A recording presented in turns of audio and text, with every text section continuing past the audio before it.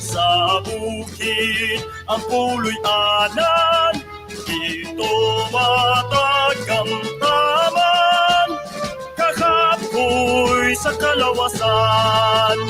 Walay ulan, walay habon, walay banig, pagkatulog, giunlan pa ang sundan, abanseng makalilisan. Alerta katipunan, ang tuson, ang kalisdanan, dugangan nato ang kaisog, bisag mamatay pa sa panggubatan. Tumong natong idusog, nasutupson, pugupayon, dali na kita magkikisog, abanseng makalilisan.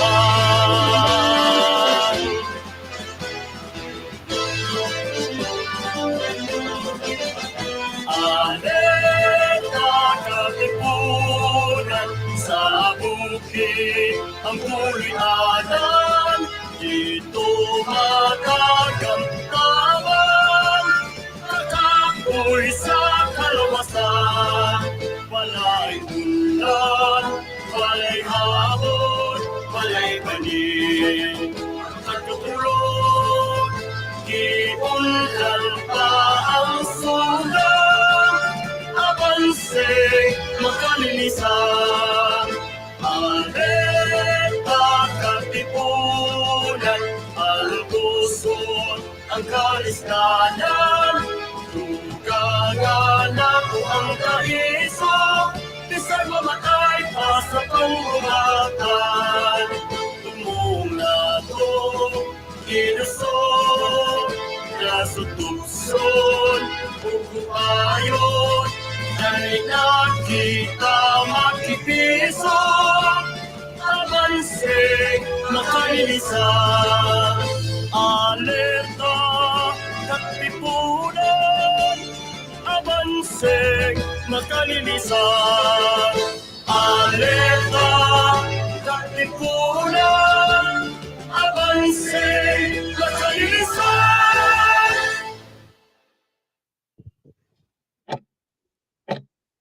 Kadaugan, 125 years of the victory of the 1898 Visayas Revolution. Stories in Western, Central, and Eastern Visayas. Welcome to all our viewers online and on-site to another Palm Grass, the Cebu Heritage Hotel exclusive. We'd like to request everyone to please stand for our opening prayer and remain standing for the singing of the Philippine National Anthem. Kitang tanan, sa ngalan samahan sa Anak, sa Espiritu Santo. Amen. O magbubuhat, nagampo kami kanimo alang sa usa ka sugbong hingpit nga nagbag-o. Ang sugbo nga sa mga bayani gidamgo, usa ka sugbo nga atong 𝗃𝗃𝗃𝗃. Kami nagaampo alang sa bag-ong sugbo, sugbo anong maalamon sa among mga kaagi, nahiusang nagpanday pagkabot sa damgo, sa sugbong maisog, mauswagon, ug gawasnon. Among mga pangandoy para sa matag bata, may pagkaon sa lamesa, ug balay makatulgan. May bisting makahupay sa gabi nga matugnaw, giatiman, gipangga sa tibuok katilingban. Kami nagaampo alang sa bag-ong sugbo, sugbo anong dakog garbo sa among mga kaagi. Nahiusang nagpanday, pagkabot sa damgo, sa sugbong maisog, mauswagon, ug gawasnon. Amen. Sa ngalan samahan sa Anak ug sa Espiritu Santo. Amen. Remain standing for the singing of the Philippine National Anthem to be led by the Junquera Street Children's Choir. We Cebuanos aspire to be worthy in following the path taken by our heroes in their fearless fight for a land whose sun and stars forever shine for justice, whose loving embrace is everyone's paradise.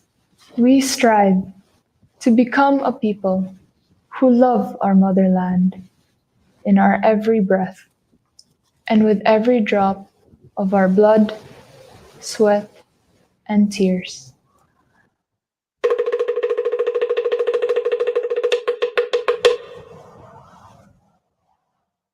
Bayang magiliw, perlas ng silanganan, alam ng puso, sa dibdib mo'y buhay. Lupang hinirang, nguyan ka ng magiging, sa manlulupi, di ka pasisikin, sa dagat at bundok, sa simoy at sa langit mong bangka. May ilag ang tula at awit sa paglayang minamahal. Ang islap ng watawat, ngunit tagumpay na nagniningning. Ang bituin at araw niya kailan kamay di magdidilim. Lupa ng araw ng lalaki pagsinta, buhay ay langit sa piling mo. Aming ligaya na ba ay mang-aapit ang mamatay ng dahil sa'yo. You may now take your seats.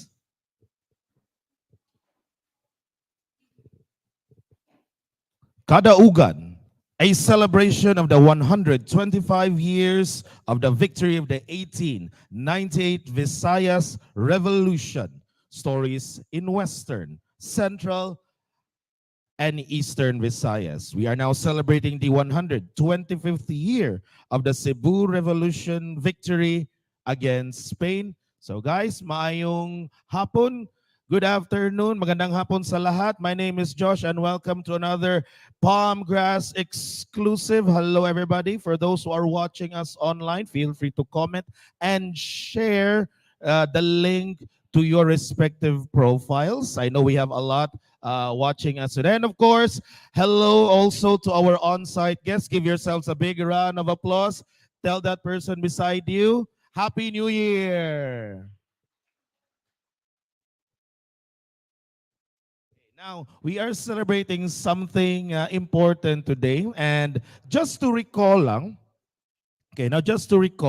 on December 24, 1898, the Cebu Katipuneros raised the Philippine flag at Fort San Pedro while the Spaniards left Cebu on their gunboats. Now, a few days later, today, December 29, 1898, a Thanksgiving Mass was held at the Cebu Cathedral as a Thanksgiving Mass for the victory of the Cebu Revolution. So we are celebrating it here now, okay? And that is something that every year we are looking forward to as well. Now, of course, for those who are watching us, you know very well that Cebu or Palmgrass has been doing a lot of historical related videos. They've been doing topics, seminars, or webinars for this, even especially during the pandemic. And we're very glad that you could join us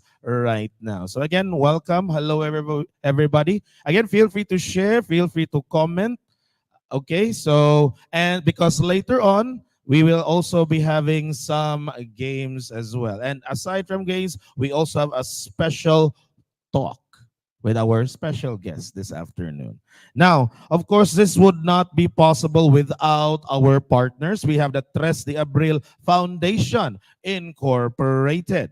We have Diyandi Heritage Center, the Central Visayas Association of Museums, and SOAN2020. Also, we have participants joining us on site and online. So, joining us online, we have the school divisions of Taguig City and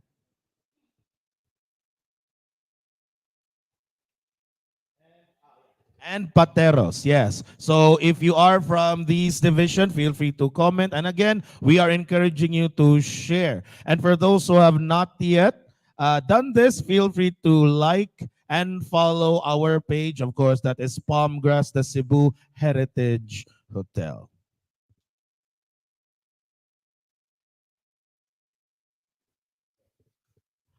Also, more participants we have from Cebu Normal University. We have DepEd Division of Iligan City, the Boy Scouts of the Philippines, Cagayan de Oro National High School, Senior High School.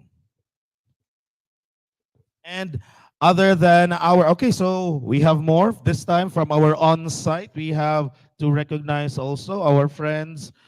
We have Sir John Castillo, sir. Okay, and then we have, oh yeah, okay, so hello.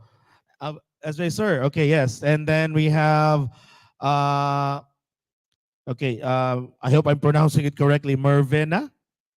Okay, Mervena Lu Aranges. Sakto. Okay, thank you. We have Honorable Eileen Sikuya. We also have Attorney Ginto, sir.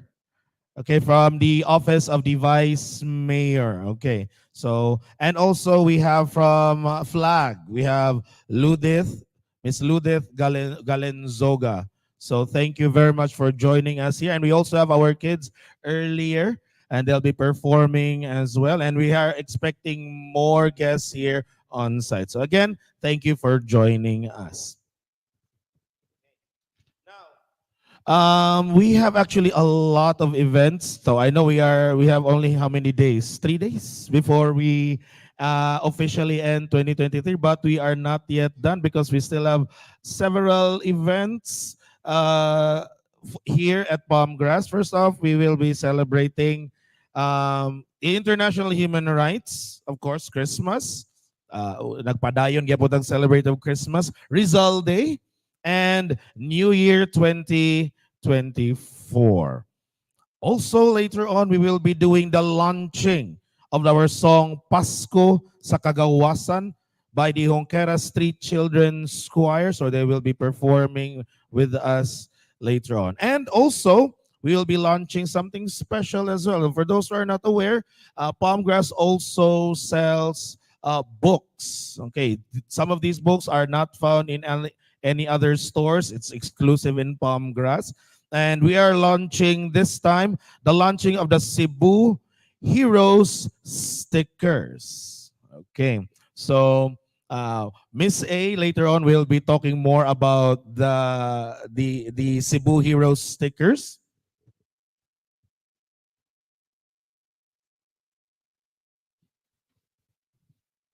And of course, we will be, of course, kaniya tuang celebrate karon would not be possible without our Cebuano Katipuneros. And many of their families and descendants are here. They sometimes visit Palmgrass as well for a lot of events. And we will be having messages coming from the descendants of our Katipuneros. And of course, a conversation with our guest speaker today, historian Dr. Earl Cleope, and they'll be talking about the 1898 Visayas Revolution. So once again, guys, for those who are joining us online, feel free to share, feel free to comment. And if you do have questions for our speaker, you may do so live. I think sir will be entertaining a few questions. Okay. Yeah, so you can comment or you can raise your comments or questions in the comments section rather. And also our audience here, live audience, will also invite you to ask questions as well. Something unique about Palmgrass is that they are the only hotel here in Cebu who does historical content. Okay. Now, here at Palmgrass, we will also be celebrating a lot of things such as this December 31, we will be doing the Tagbo 2024, atong pagtagbo, atong pagsugat sa bagong tuig for New Year. And of course, this 2024, on January 19, we will be doing the Sayaw sa Diwata, tracing sinulog to ancient dance rituals and war dances. So that's another unique topic right there. And later on February 3, 2024, Dogs in Philippine History. So sa tuong mga pet lovers diha, Okay, so matrace na to inyong lineage sa inyong sa atong mga fur babies. Okay. Then also in February 14, Advanced Valentine's Day. Actually, February nag-celebrate ta National Arts Month. Okay. So February 14,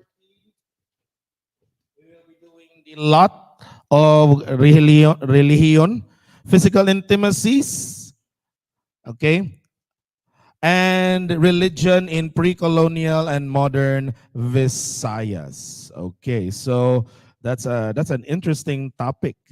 Okay, now, okay, so I think I've covered almost all our announcements. So once again, guys, if you do wish to be updated with with any promos or activities here at Palmgrass, we are inviting you to like and follow the page. Aside from our Facebook, we are also in YouTube and Instagram. A lot of our videos are actually uploaded in YouTube as well. All right. Now,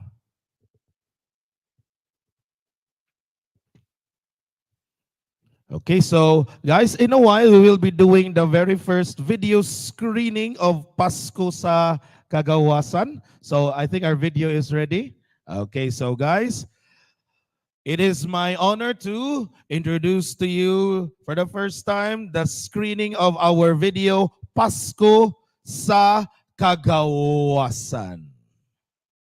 But before that, before we play the video, let's hear it from the lyricist herself and the producer from Palmgrass. Let us welcome with a thunderous applause, Miss Agripina Givelondo, Miss A. Malipayong Pasko sa Kagawasan sa Tanan, a happy 125 years of the victory of the revolution in the Visayas. Malipayon ba ta? Yay! Malipayon ta. So of course, we already know that I have been saying in past events that when in Luzon, the revolutionaries were not able to go inside Intramuros. It is different here in the Visayas because the different islands in the Visayas, the revolutionaries, the people in the Visayas were able to drive away the Spaniards even before the Americans came. So today, we are so proud that the partnership of the rebranding 𝗀𝗀𝗃 Street, we will present to you this afternoon this song and video created with love for and by the children of Cebu. So in celebration of the 125 years of the victory of the 1898 Cebu Revolution, we present to you this song, Pasko sa Kagawasan by the 𝗀𝗀𝗃 Street Children's Choir.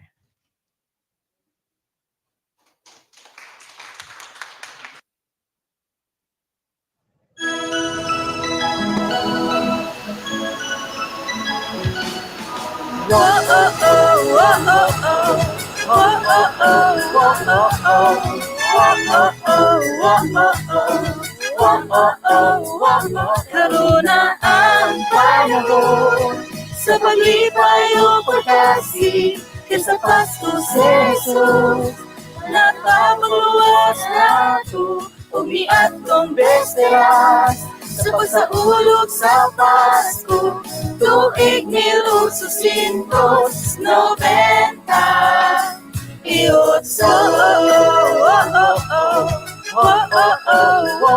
Ang mga bata sa Sugbo, walay kapuyan, nilang kami magapian sa tunang mga dalan.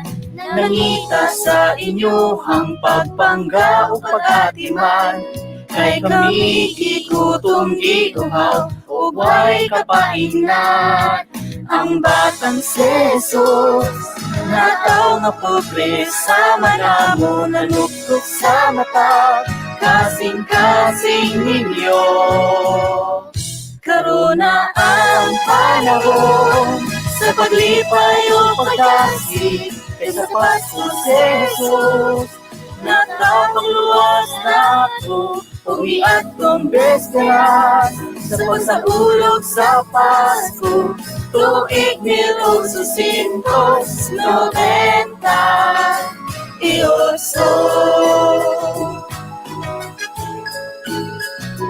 Madaugon na ni Marcha sa siyudad sa Sugbo, mga bayaning ipildi sa langyaw nga kontra, aron atong sa ulogon ang tinuod na Pasko. Pasko sa Sugbo, ang Pasko sa kagawasan.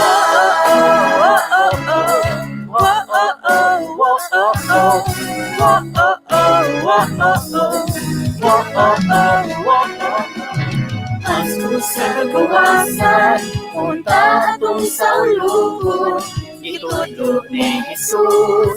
Magmaki ang ayon atong sunod, ubansap sa mithi, sa mga bayani sa Cebu. Leon Kilat, Flores, o 𝗏𝗏𝗃𝗏𝗃. Ang batang si Jesus, nataw magkupre sa manamon, naluktok sa mata, kasing-kasing ninyo.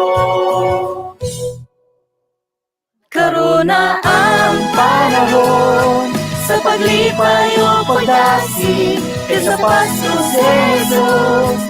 Nakapagluwas na ito, umiat kong besteras, sa pagsaulog sa Pasko, tuig 1898. Madaugon na ni Marcha sa siyudad sa Sugbo, mga bayaning ipildi sa langyaw nga kontra, aron atong sa ulogon ang tinuod na Pasko.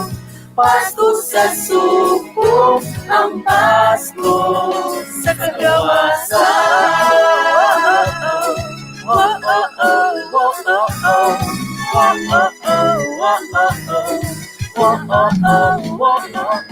Aron atong sa ulogon ang tinuod na Pasko. Pasko sa Sugbo, ang Pasko sa kagawasan. All right. All right. So once again, that was officially the video of the Pasko sa Kagawasan. Of course, that was written and produced by Mama Agripina, Miss A of Palm Grass. And once again, let us welcome our kids here. They are the ones na nakita na to sa video. Let's give them a big round of applause. Okay, and they will be performing this song live. Okay, so ganipod, another advocacy of Palm Grass is also in theater, in the performing arts. So where else but Palm Grass? So once again, let us give our kids a big round of applause.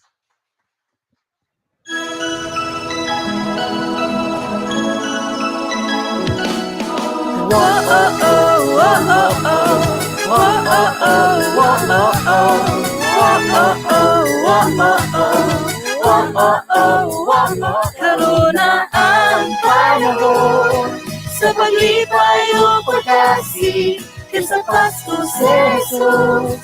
Nakapagluwas na ito, umiat kong besteras, sa pagsaulog sa Pasko, tuig 1898.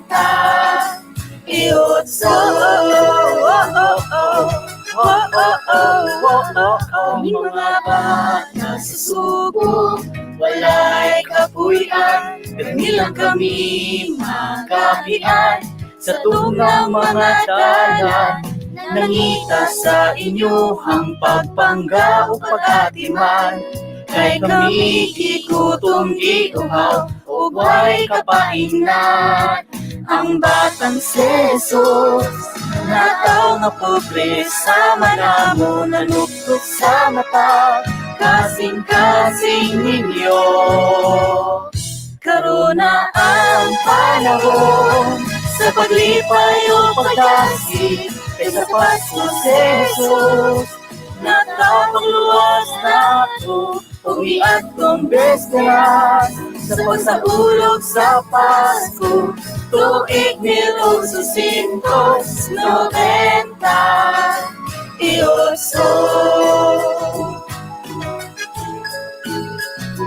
Madaugon na ni Marcha sa siyudad sa Sugbo, mga bayaning ipildi sa langyaw mapuntra, aron atong sa ulogon ang tinuod na Pasko. Pasko sa Sugbo, ang Pasko sa katawasan.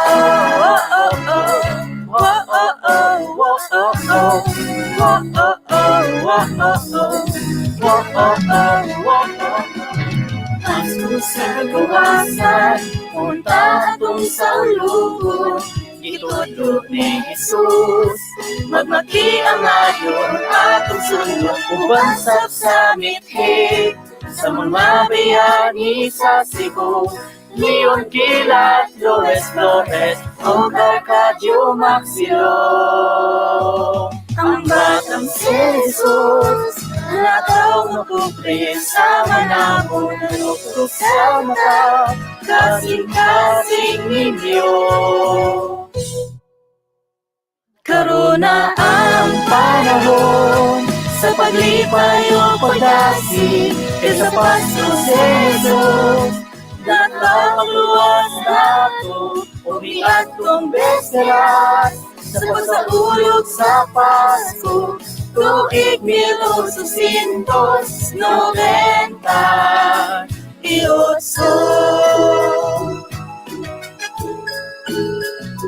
Madaugon na ni Marcha sa siyudad sa Sugbo, mga bayaning ipildi sa langyaw mapuntra, aron atong sa ulogon ang tinuod na Pasko. Pasko sa Sugbo, ang Pasko sa kagawasan.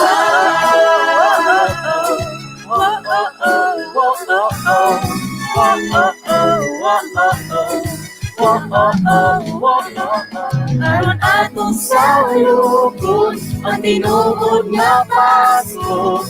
Pasko sa Sugbo, ang Pasko sa kagawasan.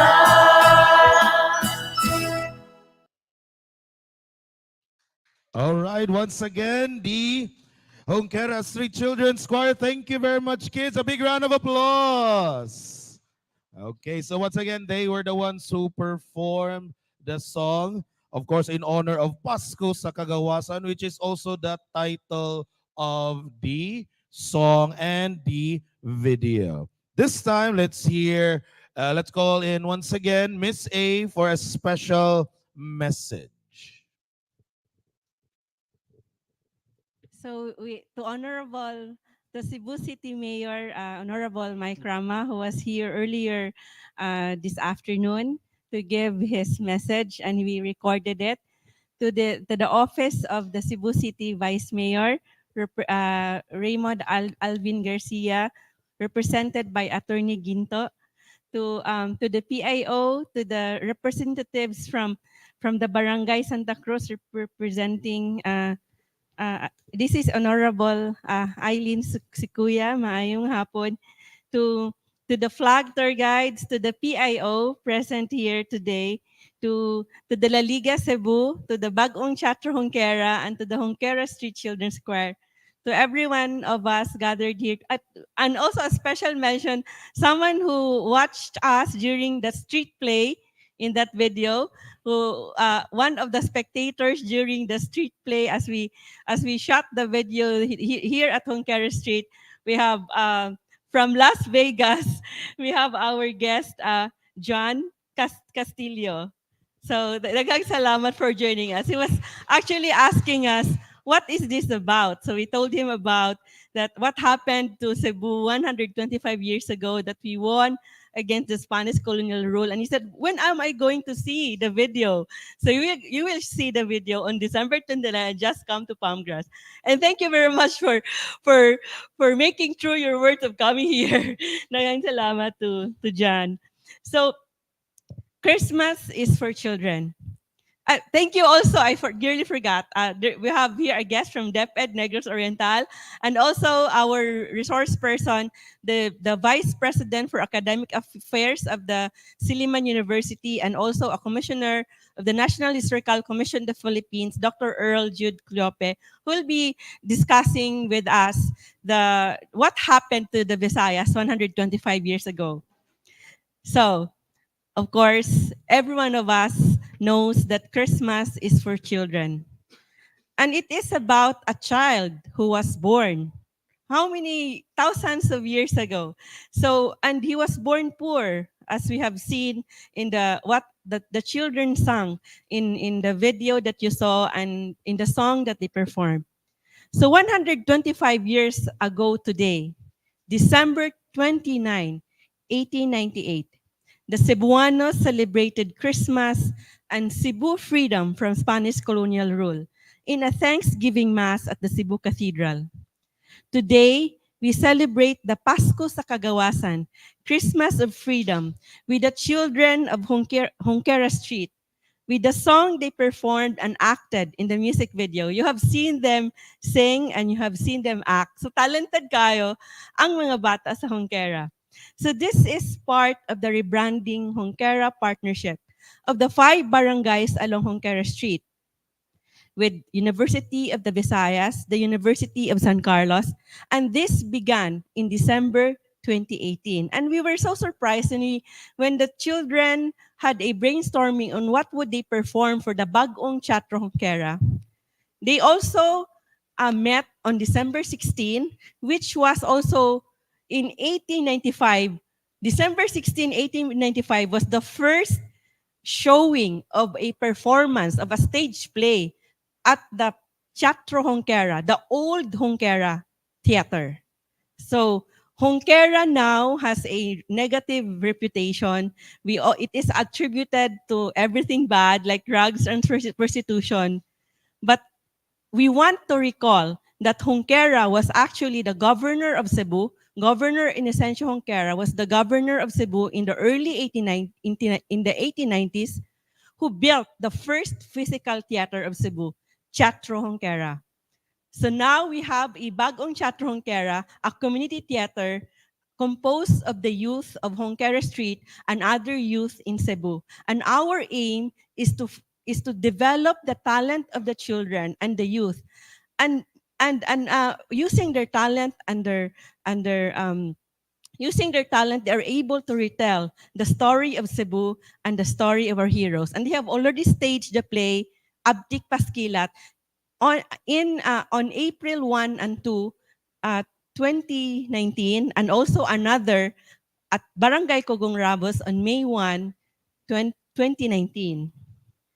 So this was started by the USJR, Department of Communication and Journalism, Dr. Nestor Ramirez, and the children were first trained by the UV Music Conservatory. Unfortunately, the pandemic happened and the conservatory is no longer here. So there are volunteer voice coaches. We have the late May Rosales. She was very active in teaching the children, and she was also a descendant of Cebuano Katipuneros. And we have also the youth of Cebu, Neil Impas, JB and Zilga Karin, who also taught the children. And we have also Jeff. We have also from Bisdak Pride as the voice coach, Jeff John. So we thank those who made this song possible. So of course the lyrics were made by me, Agripina, and I usually write the lyrics because I always want to put the history part of the song. We have you can check our music videos and songs at the 𝗵𝗃𝗃 Hotel YouTube channel. So we have our songs there, the 𝗵𝗃𝗃𝗃 album. And the music was made by LG Fuentes, a young composer in Cebu. Arrangement is by 𝗀𝗏𝗏𝗏 and a veteran composer, and he arranged this the music, and also recorded and mixed by 𝗬𝗶𝗰𝗁 Studio, Phoenix, Tarungoy. And this is produced by 𝗵𝗃𝗃 Heritage Hotel and the Abril Foundation Incorporated. So we thank the actors in the music video, the bagong Teatro Hongkera, Edgar, the one who portrayed Leon Kilat, the one at the last part, 𝗂𝗶𝗂𝗃𝗀𝗁, and also Junmar. So we have here with us. Wala na, mga bata, naglakaw na. So, and then, of course, the Hongkera children, Diana, Kirk, Kimwell, Samantha, Cheska, Nicole, and Jihan. From La Liga Cebu, Ferdinand Ascarga playing 𝗪𝘂𝗃𝗀𝗁, and si John Mar was playing the Spaniard. So we have also in that video the 𝗵𝗃 staff, Ken from the kitchen, Dennis of housekeeping, Lance of housekeeping, Judy, our valet parker and guard, and Kat of the front desk, our crew from the engineering team, Mike and Arjon.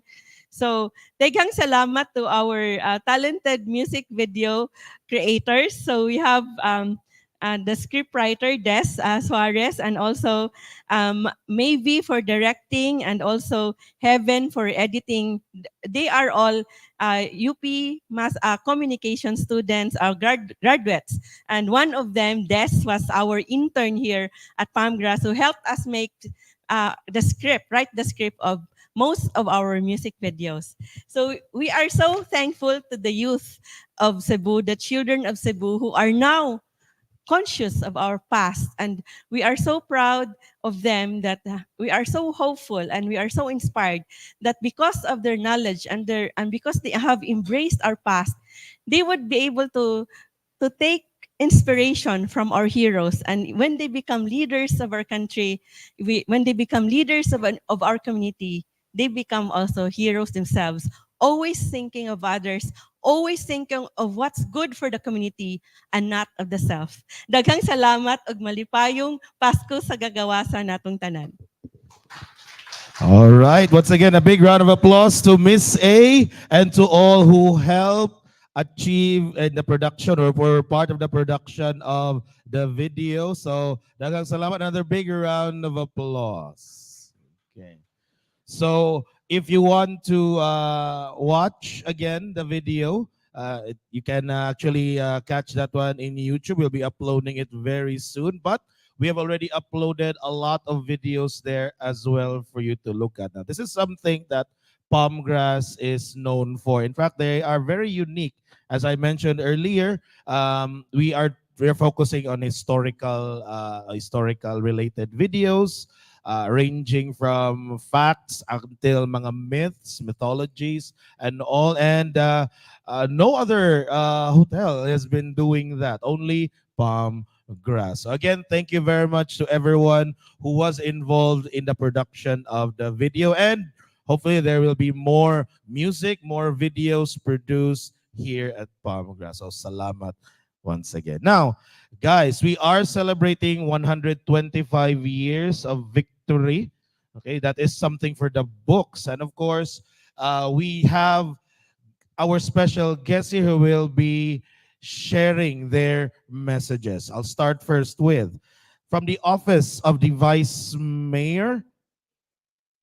Okay, sige. So we will start first, then none other than our Honorable Mayor, Mike Rama, with his video message.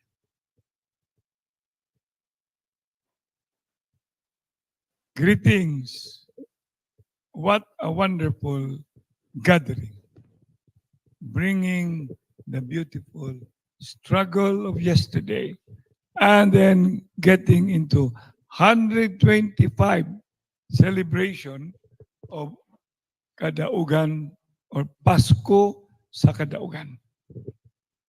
Mga kaigsuunan, Agripina, salamat kayo.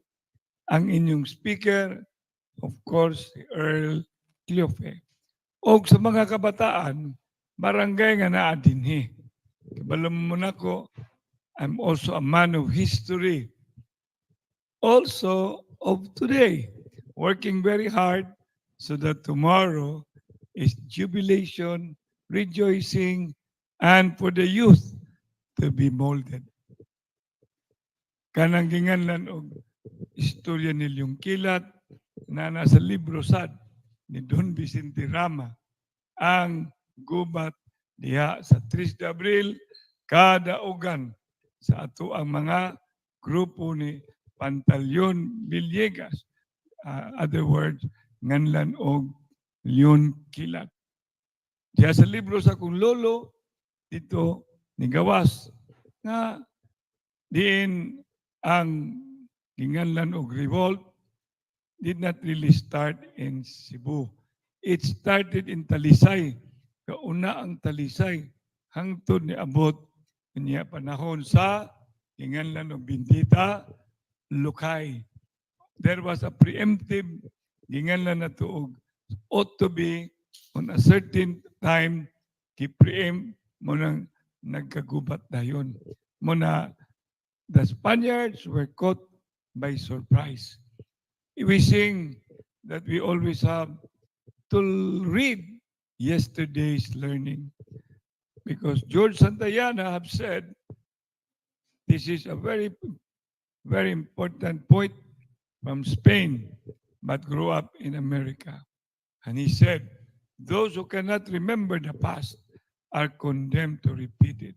Muna kining kadaugan, kining nationalism, patriotism, and heroism, inaut unta nga masilsil sa limpatakan sa mga estudyante karon o 𝗍𝗶𝗃𝗁 sa dughan aron sa ilang padungan sa ilang panahon nga sila na mahimong dagkong haligi sa panggobyerno dagyod nila dili lang ang Ginoo apil jud ang kadasig ang kalig-on og dili magtindog sa kalibog o dili motindog sa kahadlok apan mobarog sa kadasig puno sa pagtuo ngadto sa pangsalig apilan og lihok.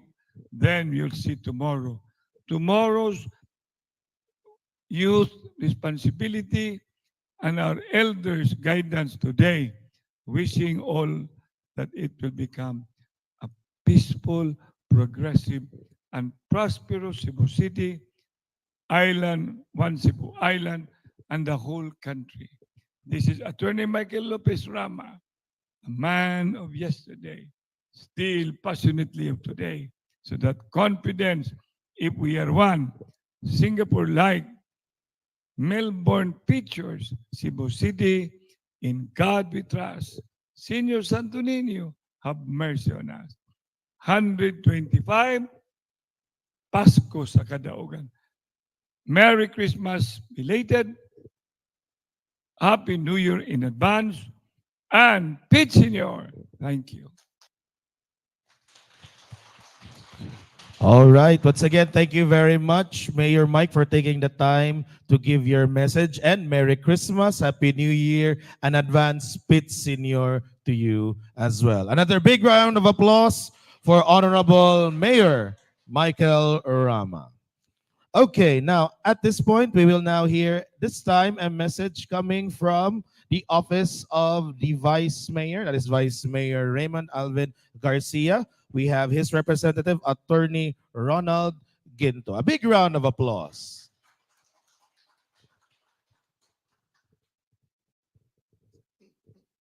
Hello. Thank you, sir.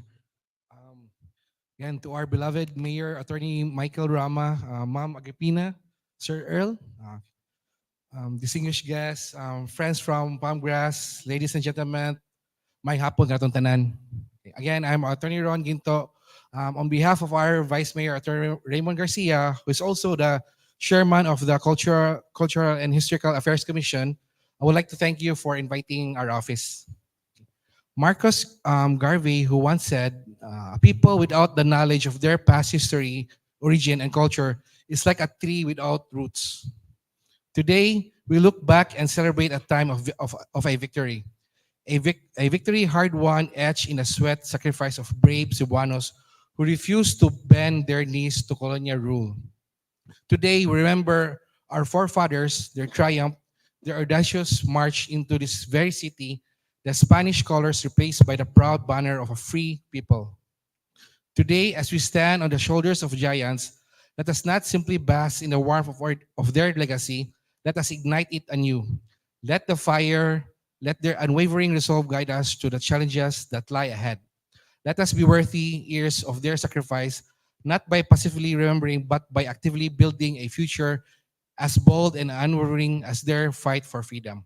Again, mabuhay ang 125 katuig sa kadaugan sa Cebu, mabuhay ang kabayanihan sa mga Bisaya, mabuhay ang walay kupas nga kalihukan sa atong kasaysayan, ug daghang salamat and may hapon tanan. Thank you.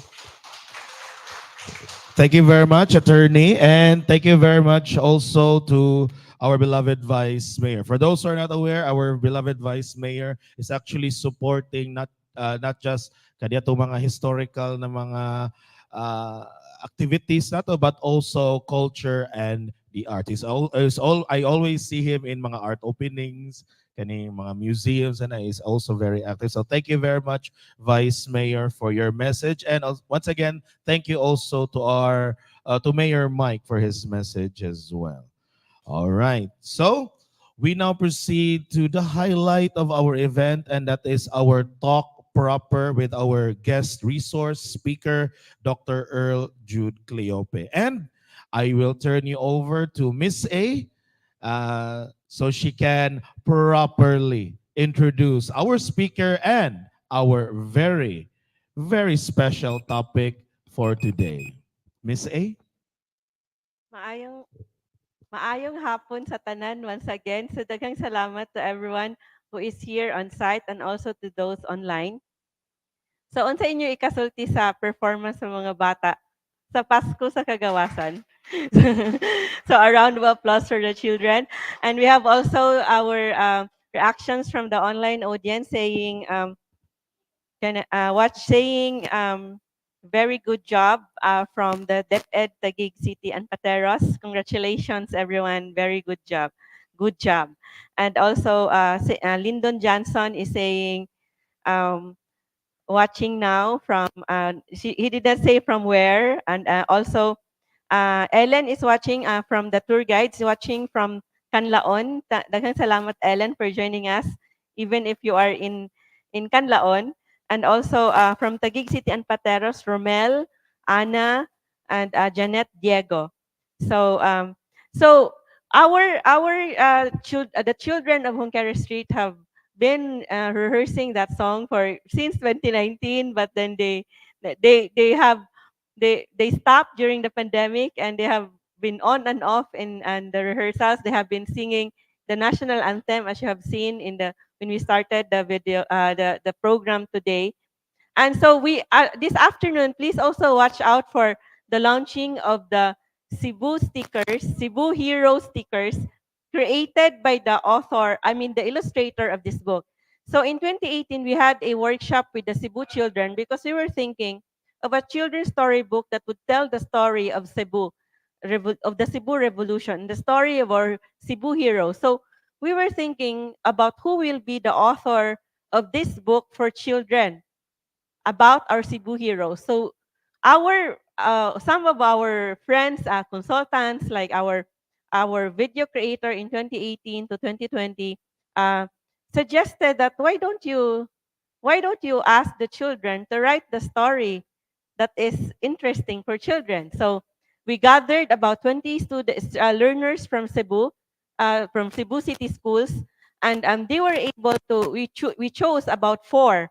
So we have 4 children here who wrote the story. So we have Juliana from University of San Carlos. We have Santi Sagaino from GAAS National High School, and then we have Isabella from Ateneo de Cebu, and Francis from the Colegio de Santo Niño.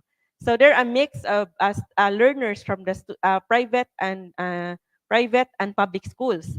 So we had also asked a 16-year-old illustrator to make the illustration, and we have this is Christine Ann Subaan of Ateneo de Cebu, and so she made this very beautiful book.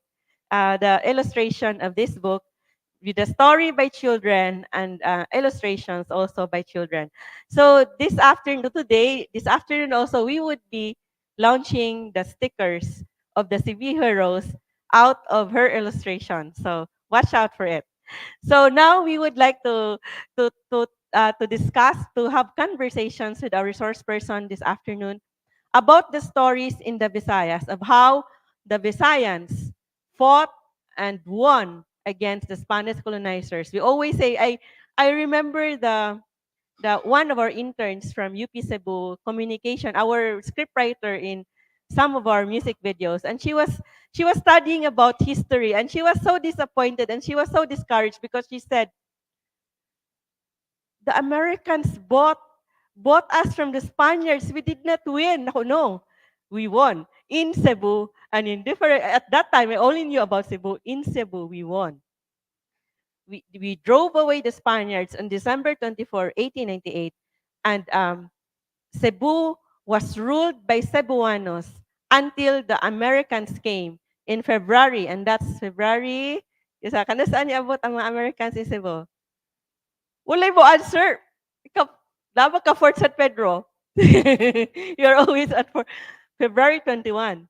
It was on February 21, 1899. So that's nearly 2 months that there was no foreign colonial, there were no foreigners who ruled Cebu in 2 months.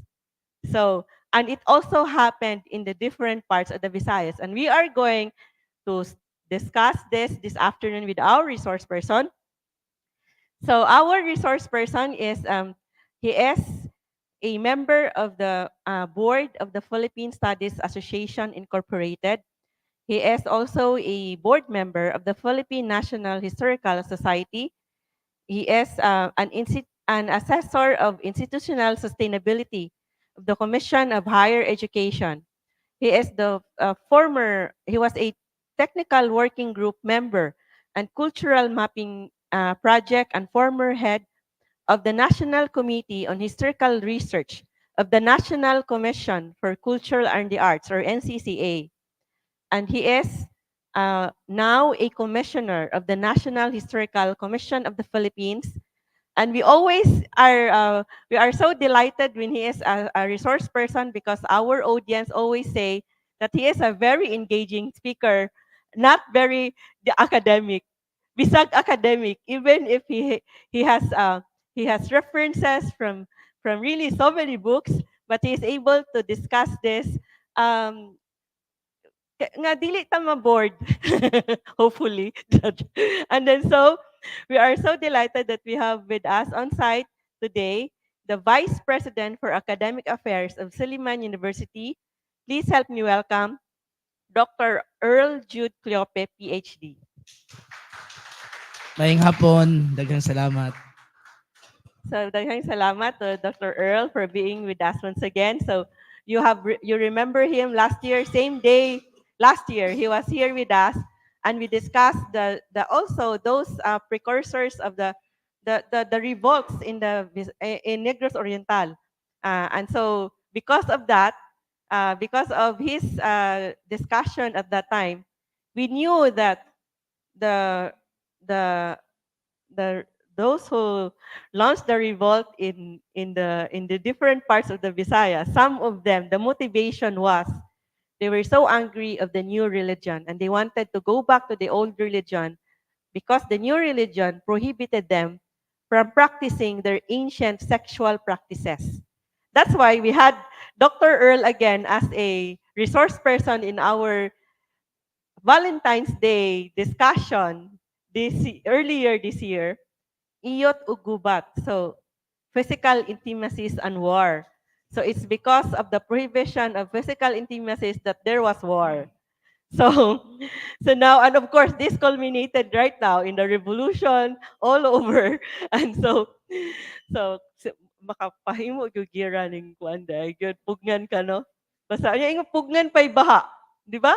So now we would like to have Dr. Earl, before we ask Dr. Earl to discuss about what happened in the different parts of the Visayas, I would first share with you what happened in Cebu.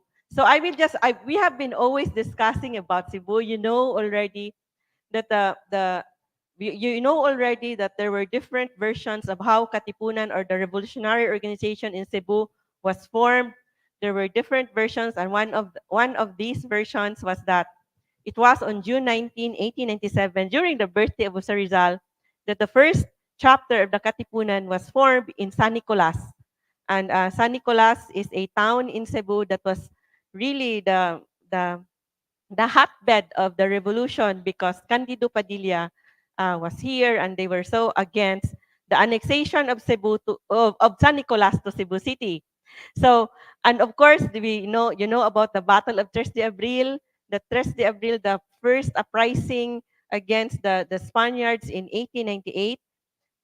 Leon Quilat was the one who led the Battle of 𝗃𝗃, but then he was betrayed and killed on Good Friday, and the Katipuneros, I mean the revolutionaries of Cebu, regrouped on May 28, 1898, led now by Luis Flores and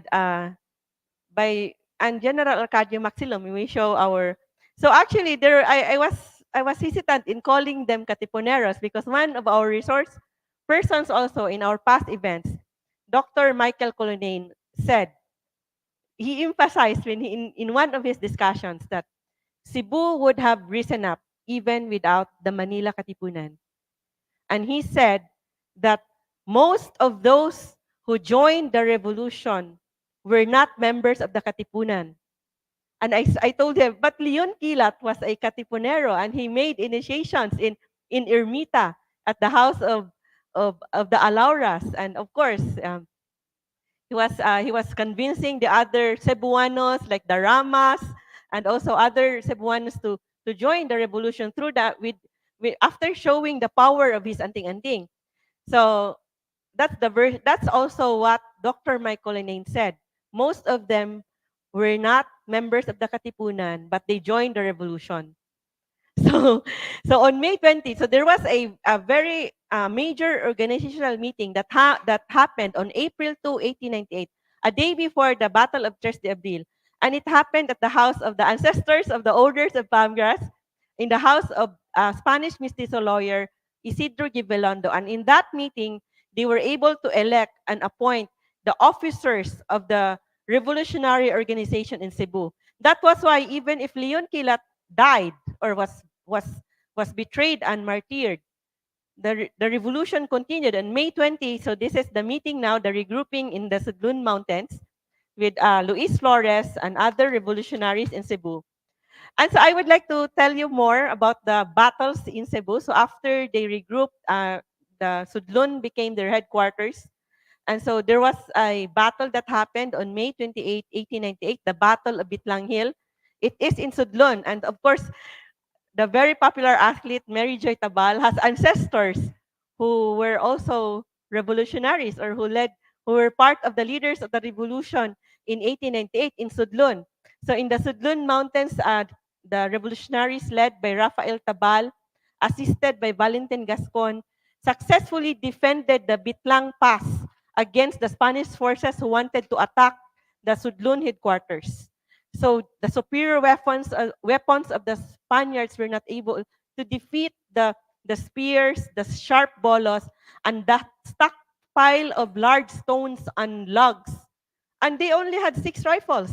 The revolutionaries, the Katipuneros, only had 6 rifles against the Spanish forces, and they were not, because the Spanish forces could not scale the steep land and rock formations. They had to climb through narrow passes guarded by the Cebu revolutionaries. And Rafael Tabal knows the terrain like the palm of his hand. So he led the Katipuneros, the Cebuanos, in rolling large stones. So it's stones against rifles. So they were rolling large stones from the strategic points to prevent the attackers from reaching the top of the hill. So another successful battle that they fought was the June 2, 1898 at the Battle of Budlaan. And this was led by the generals 𝗍𝗲𝗄𝗎 and 𝘆𝗵𝗀𝐻𝗀. You would see the photo of 𝗍𝗲𝗄𝗎 there at the wall, a gallery of heroes at the Galeria Independencia of 𝗵𝗃𝗀𝐶𝐴 Heritage Hotel.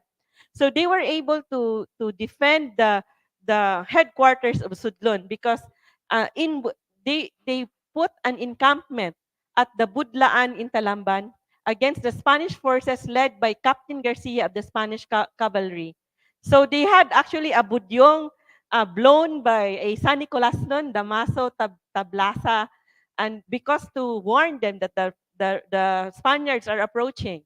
And so they divided their forces, and one group led the Spanish forces to the middle of the forest, and waiting for them there are macheteros, all wielding bolos like how many of them? 200 macheteros waiting for the Spanish forces in the middle of the forest. And the Spanish cavalry they retreated in dismay. They were crying for help. And so you can imagine them just crying because there were macheteros with bolos running after them. So they were, Cebuanos we are very proficient in bolo until today. That's why our arnis practitioners would trace their history to the, to the Battle of Mactan, to our ancient ancestors, to our ancestors who were very good in fighting with bolos and, bolos and knives. So another successful battle is, I don't know if this is, I think this is successful, October 19, Battle of Bugo, October 19, 1898. And this is the 200 Spanish regiment attacked the Cebu revolutionaries in the Battle of Bugo. And the revolutionaries they only had 40 rifles.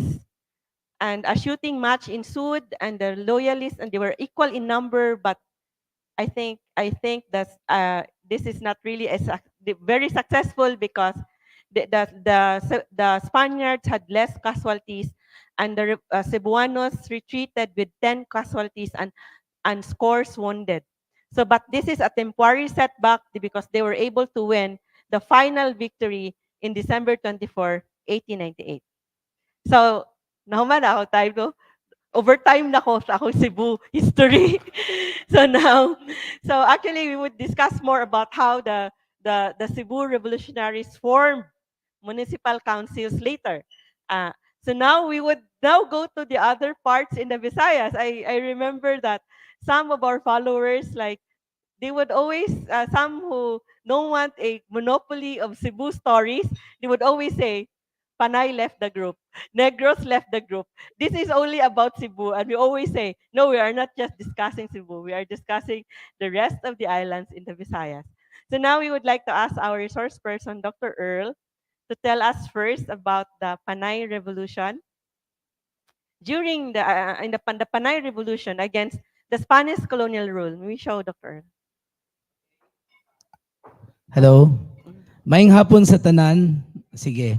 My role here is to also discuss to you what happened in the other major island groups in the Visayas. But of course, the focus of the celebration is the 125th year of the final surrender of the Spaniards in Cebu. Now, angay mahibaluan sa tanan nga at the outset, the establishment of the KKK involved na daan ang mga Visayans, mga Bisaya. Kaya nga naman, si Francisco del Castillo nga Cebuano o si Candido Iban nga taga-Aklan donated 400 pesos. Kaya nakadaog sila sa lottery. That's the reason why Bonifacio, the Katipunan, was able to buy a printing machine that paved the way for the printing of the newspaper Kalayaan. Ang problema ato, kulang pagod og A og K. So nangawat pa sila og letter nga A og K. Remember, Tagalog has full of A and K. But you have to remember nga Bisayans ang nag-donate sa printing machine nga gipalit sa KKK. Unya, ironic, Bisaya pod ang nakaingon ngano nga ang KKK na discover. This was because of 𝗬𝗏𝗶𝗃𝗀 from Capiz. Di ba? Si 𝗬𝗏𝗶𝗃𝗀 ni confess. So nasakpan nga naay KKK and the Philippine Revolution started. Now, sa Panay, kani si Iban and Francisco del Castillo, when the revolution had this was already in its outbreak, was sent by Bonifacio, dispatched by Bonifacio to Panay to recruit. And subsequently sa Panay, nahimo gyud ang usa ka dako kaayong revolutionary group nga na-establish sa Santa Barbara in September of 1898.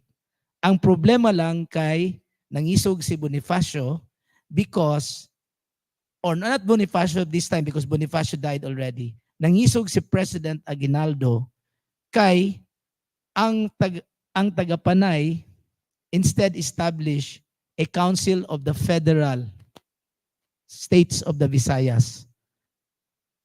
Lahi ang ilang feeling, lahi ang ilang worldview. Kay unitary government man si Aguinaldo, no, sa Malolos. Pero sa Visayas, federal republic man na nangabuang na. And to make the situation worse because niabot naman ang mga, remember we're talking of 1898. Niabot naman ang mga Amerikano sa August, di ba? Matong giingon ni Miss A nga sa Manila wala katilaw ang katipunero. Kay pag-enter nila sa city, wala na, gagwardya na ang mga Amerikano sa August 13. And so, here in Panay, because we're talking on Panay, si General Diego de los Rios was dispatched by the Spanish government. Ayaw na lang diha sa Manila, adto na lang make your last stand in Panay. So he was in Iloilo. So that's the reason why galisod ang revolutionary forces with Martin Delgado in Panay. But to make the story short, muna ni, this is a season of hope, Pasko sa Kagawasan, because on December 24, 1898, the Spaniards left Iloilo and the rest of Panay. So simultaneous. So simultaneous. December 24. Okay, so Panay. And you will see later the dates of the other major island groups. So December 24. So far, mauna ang nahitabo sa Panay. Pero kabaluman mo nga as the national artist for literature, your very own Risil Mojares will put it, this is the times within times. Kay pagsugod sa Revolution 1896, in less than a year, ang founder sa Revolution namatay. And then they saw a new government with a new president. Unya, in less than a year, another foreign power will arrive. Unya, at that time, nga 1898, while the Americans and the Malolos Constitution was going on, all the rest of the country, especially in the Visayas and Mindanao, were also liberating themselves from the Spaniards. Maupod na ang nahitabo sa Panay. Naay Espanyol, naapoy Amerikano. Dakong problema. Yes. So daghang salamat, Dr. Earl. So this is actually a new information for us about the Visayans or those in Panay Island declaring to have a federal government. So not following the wishes of the unitary government, what General Aguinaldo planned. So when did that happen? How did the Panay revolutionaries think of that? What was their inspiration, or when did they declare that it would be a federal Visayan government? Clearly, ang mga leaders sa Panay og Negros, kay Negros cantonal government man, following the Swiss cantonal model. Grabe, no? Swiss cantonal, a very, very mature form of government. Were schooled not only in Spain, they were schooled all over in Europe. And so you must realize nga, while Aguinaldo was talking about unitary government, ang problema man gud ni Aguinaldo when he called the Malolos Congress nang hurt ang mga Bisaya kay ang nag-represent sa delegate sa Malolos Congress representing Cebu, Panay, Negros, and the rest of the Visayas were not from the Visayas. They were Aguinaldo's men. Insulto ang mga taga Visayas o Mindanao. Lalimang kag ilang congressman nga represent nila dili taga ila. Yes. That started the problem with this form of government. So daghang salamat, Dr. Earl. So this is also very interesting for us. And then we would recall that in pre-colonial times, Visayas was one. Like one of our resource persons, Dr. Rolly Barinaga. His theory was that there was only one language in the whole Visayas because in the first Visayan dictionary was only one by Father Mateo Sanchez, and it encompasses all islands in the Visayas. And there was, because of the border control imposed by the Spaniards, that's why they developed local languages among the Visayan islands. And I also remember this author, David Irving. He wrote the colonial counterpoint, and he mentioned the Visayas Islands. This is his because he was tracing the history of music, and his theory also was that it was because of music that we were colonized, and then so he mentioned that it was the Visayas group of islands were very important to the Spanish colonizers. That's why they really studied the culture, and there are how many volumes of books Father Francisco Alcina wrote to study us, to understand us, to colonize us. So that's why he would say that David Irving, he is from the University of Oxford, who as an author of Colonial Counterpoint, said that the Visayas was the very important, the major group of islands in the archipelago. That's why they studied the culture of the Visayas. To colonize us, they have to understand us. They have to describe in detail our different aspects of culture. They describe it, some they praise, but most of the time they criticize, and they criticized our arts. So anyway, thank you very much for that. So now we have another, there is a, who were the women who fought side by side for emancipation in the Visayas. I will tell you later about Cebu later. So we have our her story advocates here. So they wanted the her story and not just the history. Unfortunately, history is written by men, and actually they have the women historians also have a hard time looking for it. I was asking actually Dr. Michael Colonnane, because in his bio sketches of the more than 200 leaders of the revolution in Cebu, only 3 were women. Only Constancia Alaura, Paulina Padilla, and Juliana Revillas. Only 3 out of the 300. 1:100. So anyway, so later, so maybe Dr. Earl can also share if he has information about that. So we have gone to Panay. Dr. Earl would talk more because he is based in Dumaguete, so he would talk more about Negros Island. So we would like to ask Dr. Earl to describe Negros at the outbreak of the revolution against Spain. Okay, sige, salamat. Sa Negros, of course, just like Panay and all the other islands in the Visayas, the influence and the idea, the germination of the revolutionary spirit actually came from Manila. So sa Negros, gikan gyapon sa Luzon, but eventually, muna matingala mo, nga naman si Leon Kilat nga taga-Bakong, nag-lead og revolution sa Cebu, og dili sa Negros. That's one question. Why? Because wa pa may grupo. Wa man siya mo lead. Kisa po'y mutuon niya. So, 3 de Abril, 1898, pero ang taga-Negros niya, ang Negros, duha man ka provinces, sa occidental side, ang ilang start of the revolution was November 5 o munang 5 de Nobyembre.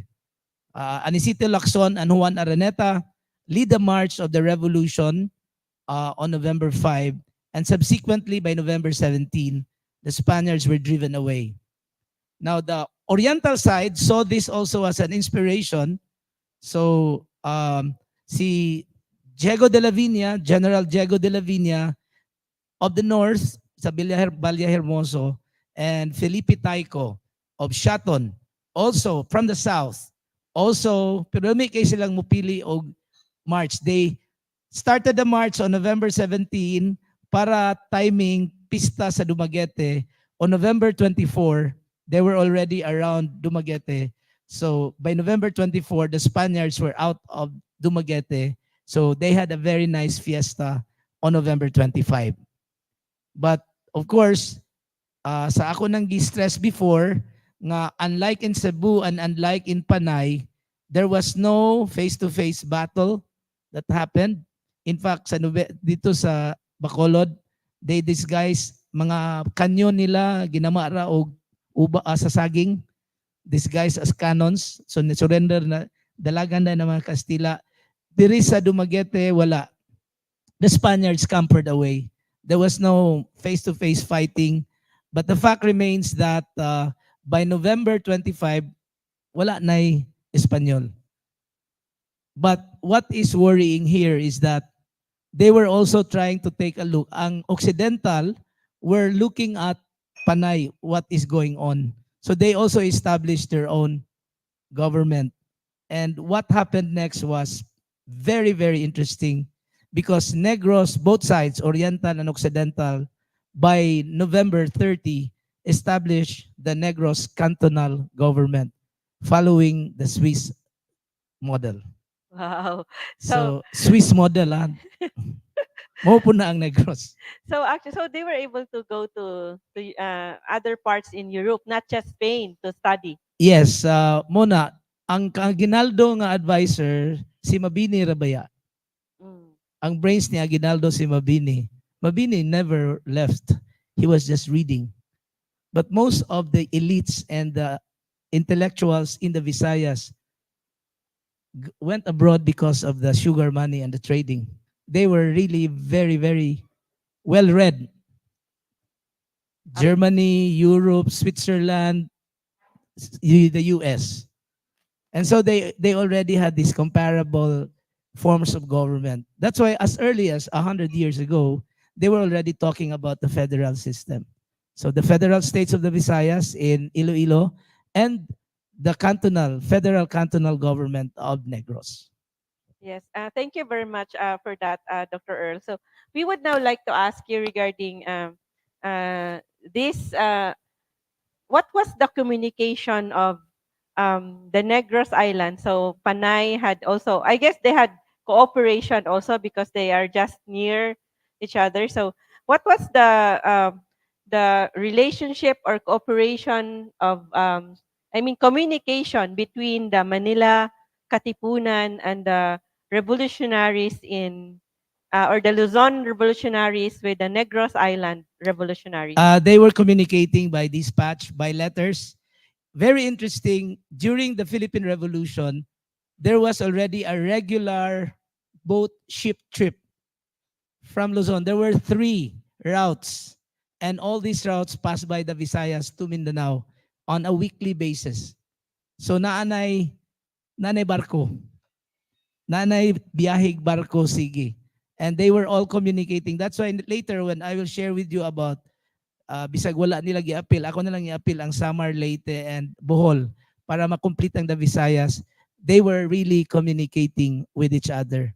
And they were just trying to take a look at the situation kay ang Amerikano, they all thought manggod na during the American period nga the Americans will only be interested in Luzon. And Spain will still be, in the discussion of the Treaty of Paris ba, Spain will take hold of the Visayas and Mindanao. And the Americans will only take Luzon. Ang problema sa mga Bisaya, ila namang gipatiran, ang ipalagpot naman nila ang mga Espanyol. So, very conscious sila sa Treaty of Paris discussion. That's why they will always say, under the Americans, the future is brighter. Because they were really very afraid that the result of the Treaty of Paris will be nga i-retain sa Spain ang Mindanao o Visayas. Ang Luzon ra ang i-retain sa Americans. But of course, by December 10 of 1898, you knew what happened. It's the whole of the Philippines. Yes, thank you very much, Dr. Earl. I also just learned today that the Treaty of Paris was all about the Americans taking Luzon and Spaniards retaining the Visayas and Mindanao. Yes, if you take a look at the discussion of the Treaty of Paris, it was very tricky.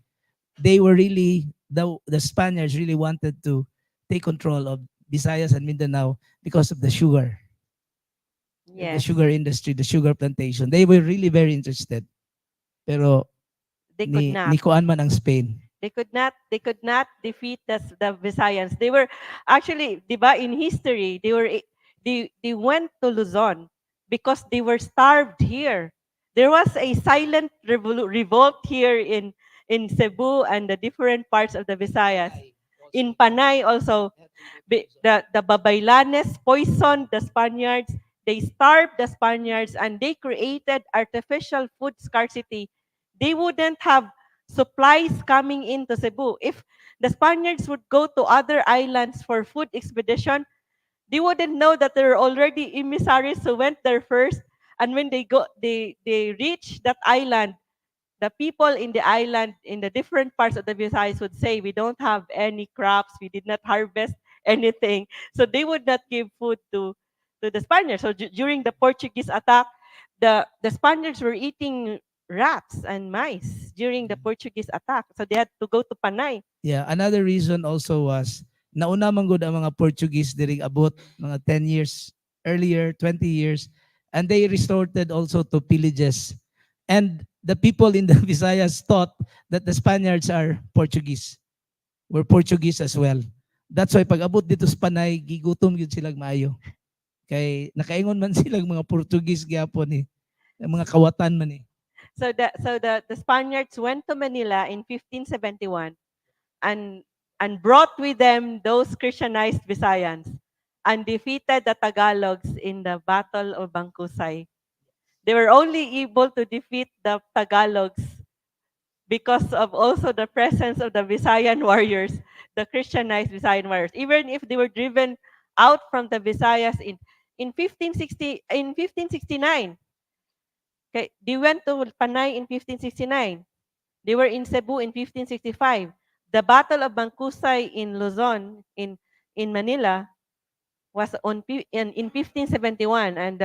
And historian Ian Alfonso told me when he was here, did you know that one of the factors that led to the defeat of the nameless warrior of Pampanga, the nameless hero who led the Battle of Bangkusay, it's because there were Visayan warriors who helped the Spaniards defeat the Tagalogs. So anyway, now we would like to go back to the 1898 revolution against Spain. So we would now like to know about this details about this March for Liberation in Negros. Yeah. As I've said, in Bacolod, the march was from Bago. And they met in the Bago Bridge, the historic Bago Bridge in Bago City now.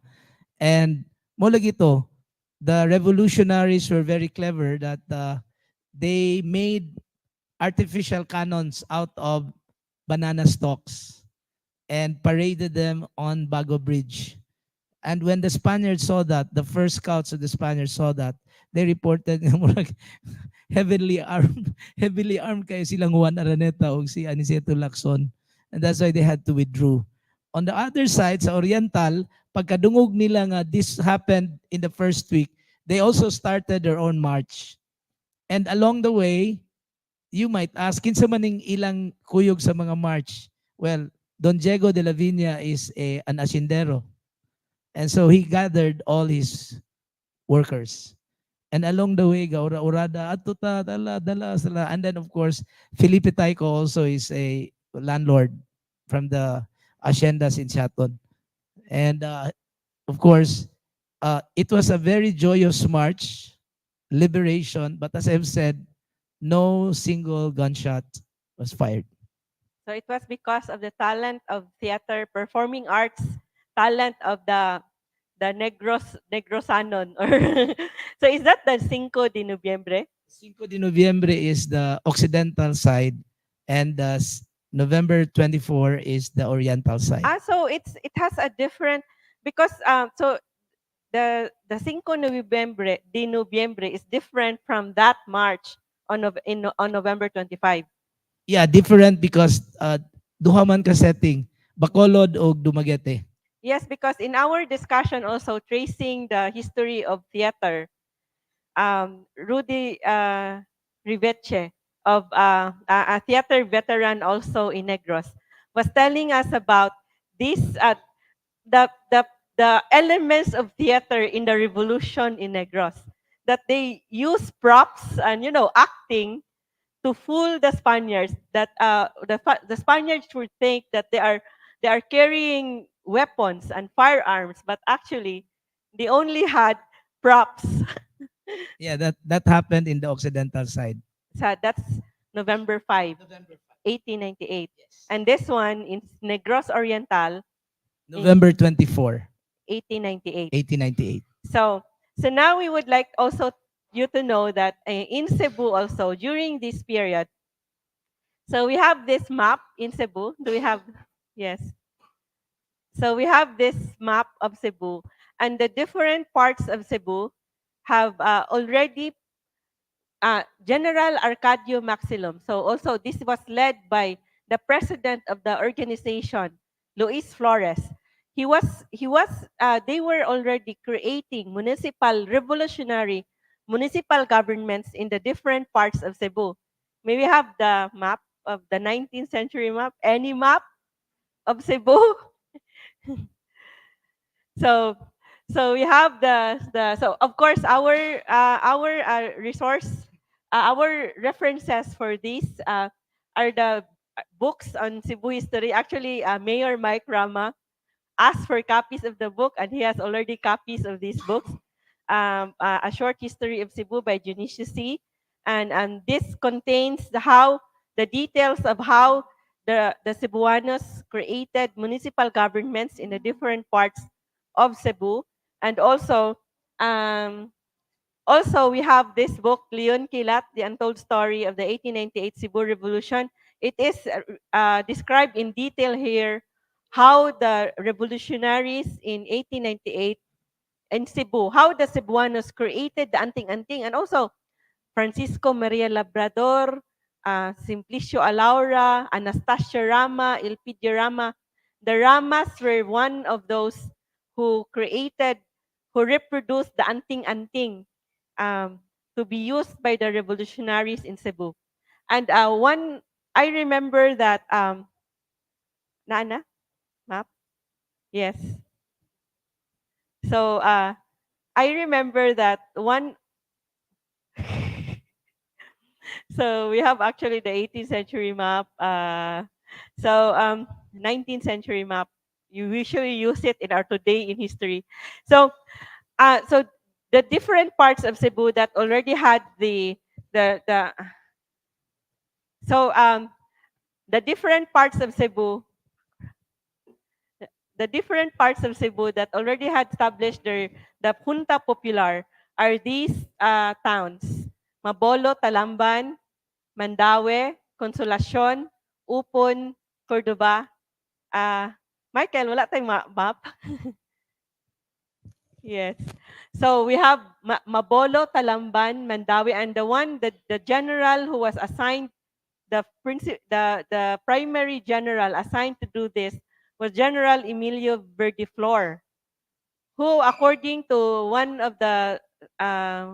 also of our resource persons on Visayan language, Gestirol, he was saying that it was General Emilio Verdiflor who also went to Bohol to establish also the revolutionary government in Cebu. This is Cebu City. so the Junta Popular established is in Mabolo, Talamban, Mandaue, Consolacion, Upon, Cordoba, Balamban, Asturias, Tuburan, and Toledo. So actually, what they did was to go to the different towns in Cebu. So what they did was to go, so this is in this book, in this book, A Short History of Cebu.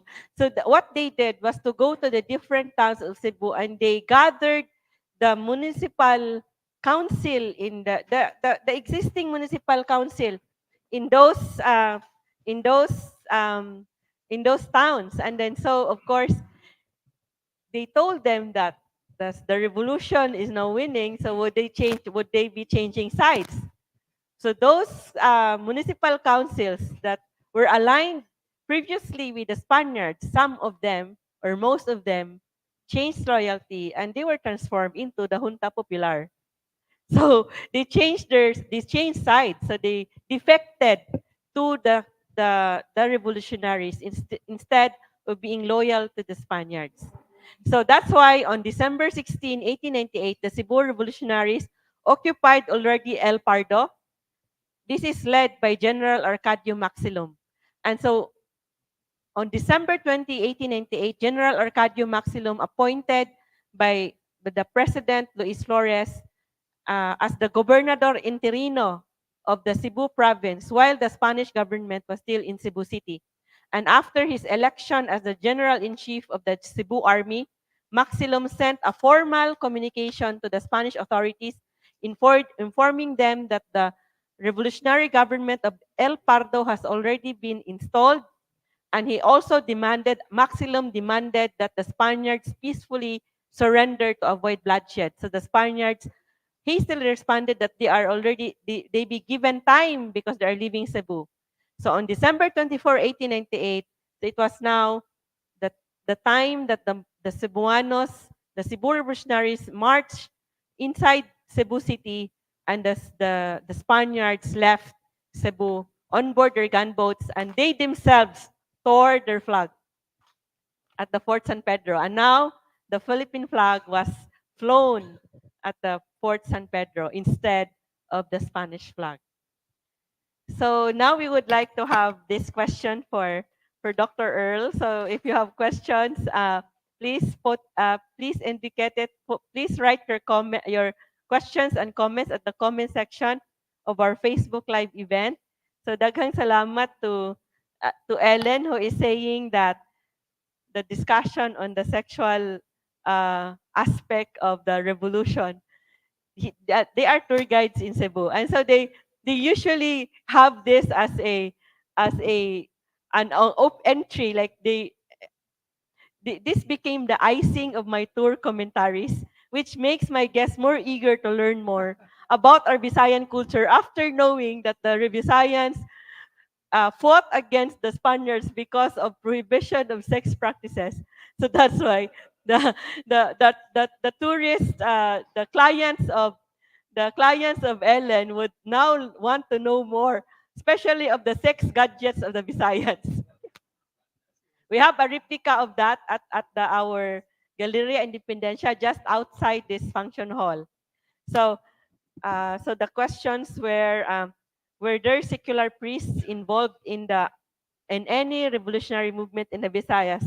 I would answer for Cebu. So for Cebu, it is our floor at the 5th floor is named Padre Toribio Padilla in honor of the cousin of Candido Padilla. He was the chaplain of the parish priest of the Cebu Cathedral in 1898, and he did not go to Fort San Pedro. With the reinforcements from the Spaniards, he was arrested and he was defrocked. And Padre Toribio Padilla was appointed by the revolutionary as their chaplain. While he was not in the meeting, he was appointed as the chaplain of the Cebu Katipunan, or the Cebu Revolutionary Organization. So, of course, Bishop Martin Alcocer was a Spaniard, and he defected to the revolutionaries at the last part of the Spanish colonial rule because Luis Flores from Samar, he was now leading the revolution in Cebu. They had interactions with the Franciscans, and Bishop Martin Garcia Alcocer was a Franciscan, and now Bishop Martin Garcia Alcocer defected to the revolutionaries, and he was the one who officiated the Thanksgiving Mass on December 29, 1898. So now we would go back to the Samar and Leyte for Dr. Earl, and also if he can tell us more about if there were women revolutionaries and if there were priests. Okay, just to continue, in Samar, um, the situation in Samar and Leyte was quite different because the revolution there uh, was a bit delayed compared to the other provinces. So it was General Vicente Lucban, actually, a Bicolano from Tayabas, who arrived in Catbalogan on December 31 pa 1898. So after that, the situation in Leyte and Samar will now be more associated with the American occupation. So okay ang Samar o Leyte na naulahin ni sila. But sakto tong sa Bohol, if you take a look at the Bohol revolt, when the initial revolution in Cebu was crushed in April of 1898, some revolutionaries went to Tagbilaran. And indeed, you're correct, Emilio Verdiflor established a gobierno de canton that was part of the federal states of the Visayas based in Santa Barbara, Iloilo. Is that a So- book, the reference? Yes, I will give you the reference. Yes. We Okay. would sell that book. Okay, so it was Emilio Verdiflor who established. But of course, just like all the other provinces, mag-away ang mga leaders. So mag-away-away po ning mga leaders.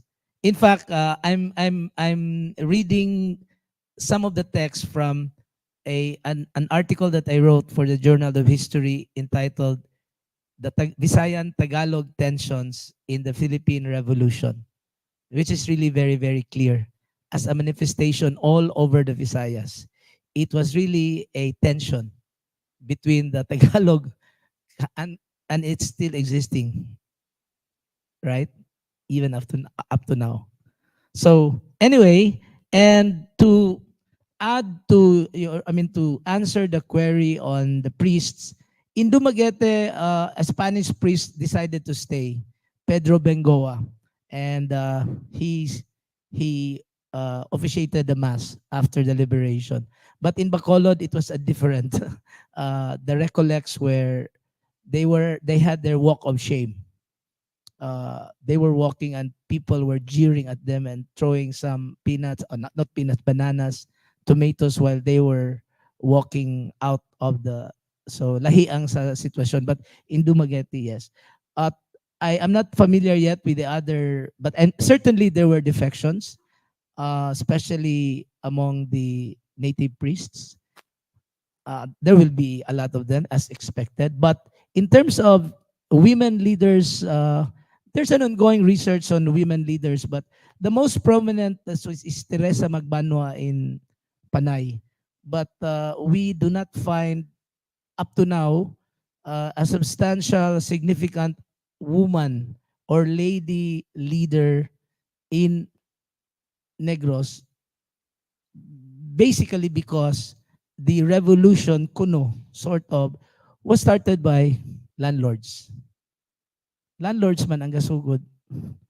So mga Lacson o Araneta, mga landlord man gyud na sa Bacolod nya. There is a South Taiko landlord also. So we cannot expect women leaders. We only have women leaders towards the American period na.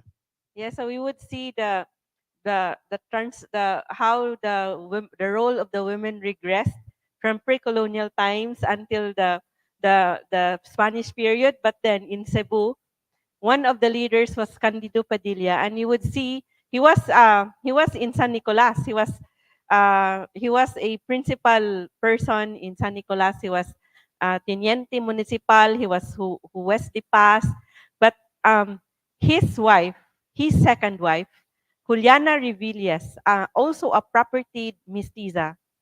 Although Candido Padilla was from the really Indio, so Principalia, but he married as his second wife was a property mestiza, Juliana Revillas, and she was really one of those pointed out by Michael Colonnade as one of the active planners of the revolution. So that's why we dedicated a song for her, Gugmang Gihandom, look for it. So we have a song with the inspiration of Juliana Revillas and Candido Padilla, look for it at our YouTube channel, Palmgras to Cebu Heritage Hotel. So another question is from, so if there is, we have given all our questions for Dr. Earl. If you want to ask a question, we can entertain a question on site. Only one, if usaray ganahan mo question. And we have also a question from Ferdinand Azcárraga, where the Spanish forces who surrendered got reprimanded when they went back home to Spain after leaving the Visayas. Were they, what did they have a penalty, or were they penalized for surrendering? Uh, uh, Even at that time, there were already what we call as articles of war, kind of agreement between superpowers. Whenever a nation surrenders, they're given what we call as a dignified, uh, because it's an official surrender, so they were not maltreated. They were treated with respect. That's also the reason why Spain agreed to have a mock battle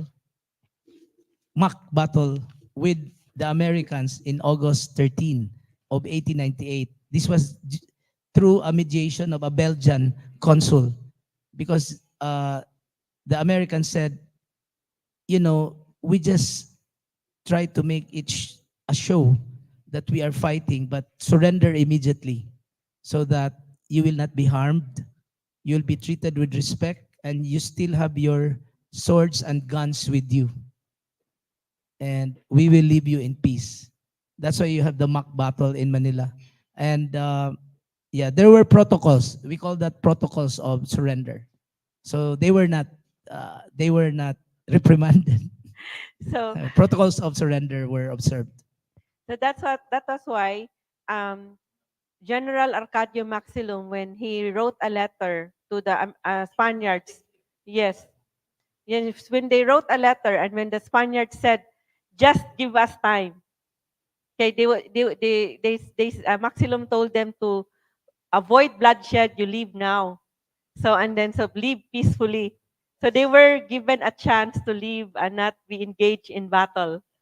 So so So that's why actually they left 24. 24, they left Cebu on December 24. But then the Thanksgiving Mass is still on the 29th. Maybe they were still preparing the Mass. Or they were still celebrating Christmas. Like us. It's also, di ba, mag-leave pa ang mga staff during muuli pa sa balay.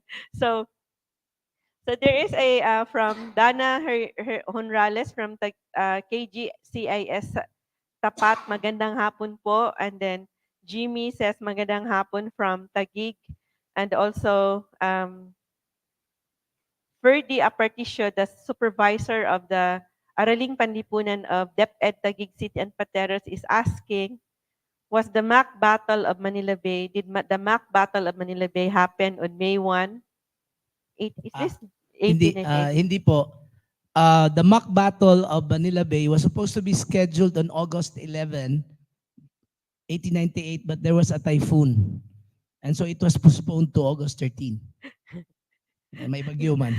So, madayon tungod sa bagyo. Yeah, they have to take a look Masamang at panahon. that. They have to take a look at that.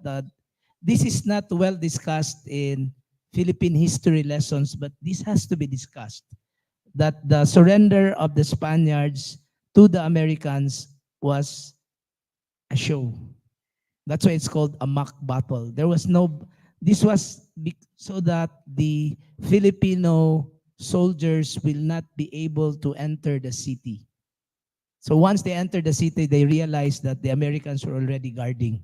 And that's the same reason why in 2 months' time, February 4, 1899, you have the start. It was actually on a bridge in San Juan, because the Filipinos, overheard The Americans just overheard the word "hoy." It was "hoy." They actually, the Private Willie Grayson in his diary said, "I shouted halt. He shouted hoy to me, and so I shot him." And that's the beginning of the Philippine-American War. Yes. So this is not discussed much. I remember actually in high school, in second year high school, I was living in, I always go to the library. And our textbook was Aide in history, in second year history. And I was reading 𝗬𝗲𝗃𝗃𝗃, the history of the Filipino people in our school library. And during our discussion in class, so it was discussed that we were liberated by the Americans. And then so I was telling my teacher, Miss, according to this book that I read, there was a mock battle and they staged the entry of the Americans inside Intramuros. And unfortunately, my history teacher at that time was not able to read. I was not able to read 𝗬𝗲𝗃𝗃𝗃𝗃, so she did not agree with me, but we did not have an argument. Kay buutan man ko.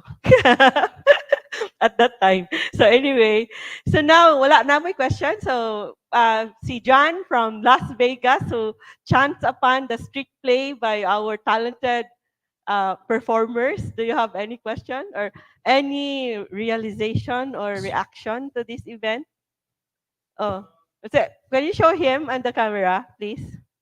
Can you go there, me, or may you go there so that our audience. So actually, si John was watching the street play when we shot the Pasko sa Kagawasan, and he was asking questions. So and we told him that you come to Palmgrass to watch this event.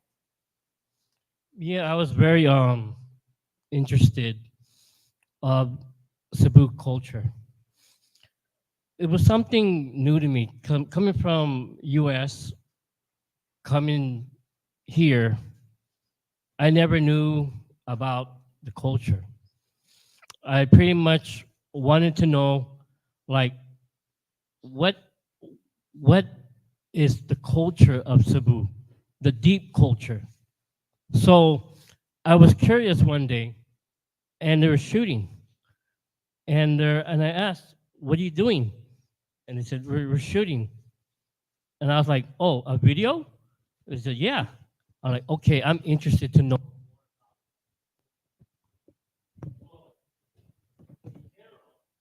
Low bat. Low bat.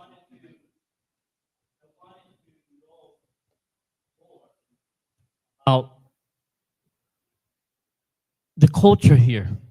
So coming from US, transition to here is something new to me.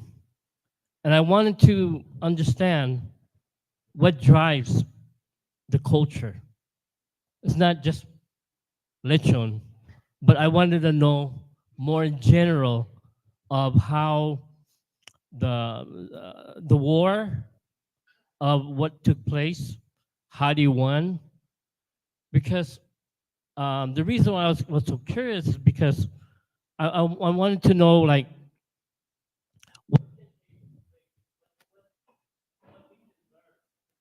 in United States, because the United States don't know nothing about this. They have no clue. The worst part about it, Filipino Americans doesn't, the new generation is lost of our culture. And what's so sad about it is we're not out there to promote the culture. So if I talk to a 13-year-old, 14-year-old, 18-year-old, and I say, "You know anything about Cebu culture?" All of them will say no. They know social media, but they don't know in general of our culture, not just Philippine nation, but Cebu culture. But anyway, I just want to say thank you very much for the time here. and I'm learning. One day, from learning something like this, maybe as a making movies, I'd like to do something like that here. Thank you. So daghang salamat to John of Las Vegas, who is actually living in Mandaue to visit his daughter. You are Filipino, a Filipino American.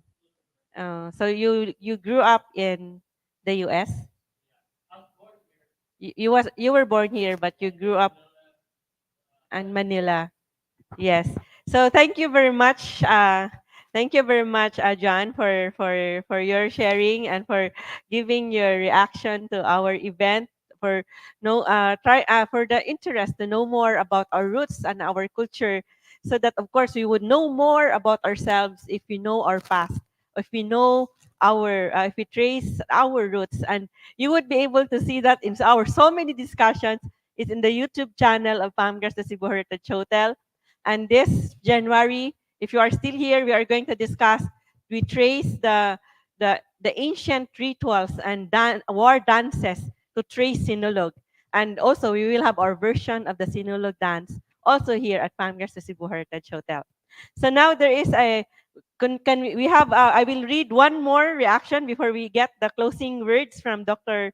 Earl. So Ferdy Aparticio is saying it was 𝗂𝗵𝗂𝗃𝗀 Manila. Marker was relocated from San Juan. And also Ellen of the flag tour guides, also from Canlaon right now. Don Diego de la Venia is a hacendero from 𝗍𝗪moso, Negros Oriental, where my place, Canlaon, was part of it before its township, and now it became a city. Don Diego joined the revolution and was appointed by General Emilio Aguinaldo through Don Juan Araneta Obago, Negros Oriental, to lead the revolutionary forces. So thank you very much, Ellen, for also sharing with us your knowledge about a hero. Is he a hero? Yes. About a major leader, a leader in the a revolutionary leader in Negros Oriental, Don Diego de la Venia. And so, of course, I also remember this analysis of, at first, Dr. George Borinaga, also a Visayas historian and based in. He was the one who introduced me to Dr. Earl. He was saying to me that it would be good to invite Dr. Earl as a resource person. His analysis of the victory, at first he did not say we were not victorious. He said we were victorious in the Visayas. And then his analysis of the victory in the different parts of the Visayas was that, first, one factor was that the people believed in the power of the anting-anting. It was a major factor. The people's belief in the anting-anting made them brave in fighting against a powerful enemy like Spain. Second is there was support from there was a popular support. Even if the leadership was elite leadership, they were vastly supported by the majority, who are the poor farmers. So the majority of the population supported the leadership.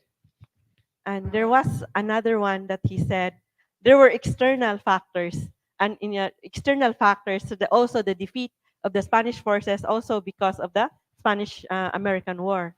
So those are some of the insights of Dr. George Borinaga in his analysis of why the Visayans won in the revolution. So wala na question diha. So there is MG Anarita says good afternoon. Margie from Where Are You? And Sharina Pagao from University of Makati is watching from Taguig City. So wala na questions. So now we will have no more question. Wala na, or sharing? Wala na. So we have the closing words of Dr. Earl regarding our discussion this afternoon. Thank you, Ms. A. To conclude, if you take a look at these events, and it's Pasko sa Kagawasan, we talk about December of 1898, 125 years ago. We have to realize that what's happening with our leaders 125 years ago is exactly what is happening now. Emilio Aguinaldo, the new president, was so angry with the Visayas leaders. He labeled them all as walang utang na loob. All of them, mga walang utang na loob, because they were already starting to negotiate with the Americans. Leadership, politicians always follow what they call as vested interests. And it's lamentable to say that as we commemorate the 125th freedom that we have, we still have these characteristics of politicians, elites. And as I've said, look at what happened a few weeks after December 1898 with the arrival of the Americans. And you will see, even in Cebu, and even in the rest of the Visayas and the whole of the Philippines, a complete turnaround, what have you. And that's the kind of polity, if you call that polity, that we still have today. And to close, we really need to go back and study history because that's the only way to learn to move forward. Thank you very much, and thank you for having me. Daghang salamat to. Daghang salamat to Dr. Earl, Jude, Cleope. It is really a delight to have you with us once again and to share with us this new information and new knowledge about our history. One more reaction from our audience. From Carmen Gahudu Waltz. I think she is based in the United States. And she says, Miss, thank you for the education and effort to make this event possible and to your guests. So daghang salamat also, Carmen, for joining us, even if it's, what time is it now in your place in the United States? Daghang salamat for joining us in retracing our roots and for celebrating with us the 125 years of the victory of the revolution in the Visayas. Daghang salamat at we turn you over again to Josh. All right. Once again, let's give Miss A and Not my Doc dinner. a big round of applause. Okay, and then thank you very much also for those who gave their comments, and of course they gave their questions live, of course, and also through online. Okay, so I do hope everyone has learned something for today's topic. Okay, it's very meaningful. We're talking about our victory 125 years ago, and hopefully it will reach not just the entire Cebu, but all throughout Visayas and even the entire Philippines. Okay, because this is an important event that we are celebrating today. Now, we are still continuing our cultural topics. So we have something here called, okay, so a few years ago uh, we had a launching of the book called 𝗂𝗏𝗃𝗀𝗃𝗀𝗃. I think Miss A has a copy of the book right there. Okay, so this was done by a young artist by the name of Christine Ann Subaan. And we have made a video about this one. So I think the video is ready, so let's play it.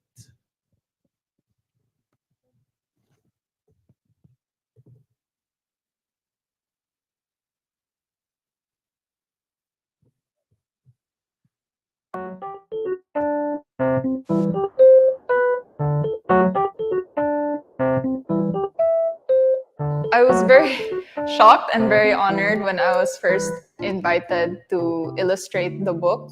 And it was a really great experience because I was able to collaborate with fellow artists like my mentors and the writers who wrote the book. So it was very valuable to me. So before I could even start drawing everything, I first had to learn the history of the characters to understand them more, and so I could portray them properly and factually. So I was given a tour and like a history lesson about these characters, and I definitely learned a lot from those history talks. I also learned how to portray these characters in my original style from my mentors.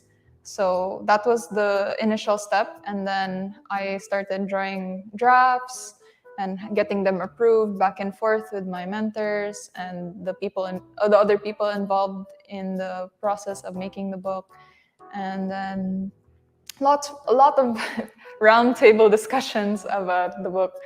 And eventually we ended up with the book.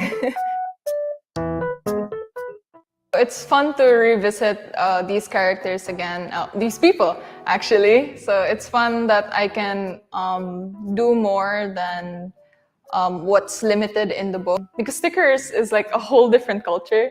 So it's fun that I can integrate both history and stickers into one and allow people to enjoy both aspects equally. I don't really remember when I started drawing exactly, because I was told by my parents that I was drawing on every surface in the house. The things I was drawing back then were characters that I watched from cartoons and anime and games. But eventually I started shifting to more original art. I started going back to drawing characters from different medias because I started getting into conventions. So I started drawing and selling fan merch at these events. I'm happy to have the opportunity to revisit these characters again, to bring them to a different format that I'm more familiar with. I have confidence in bringing these characters back to life, so people can enjoy these stickers in their own way, because stickers has their own culture, and it's fun to have both the historical aspect and the sticker aspect into one. I'm excited to work on these stickers, and I hope that the youth can enjoy them, because these stickers portray the various historical figures that's significant in our culture, and I hope that they can learn a thing or two when they see these stickers.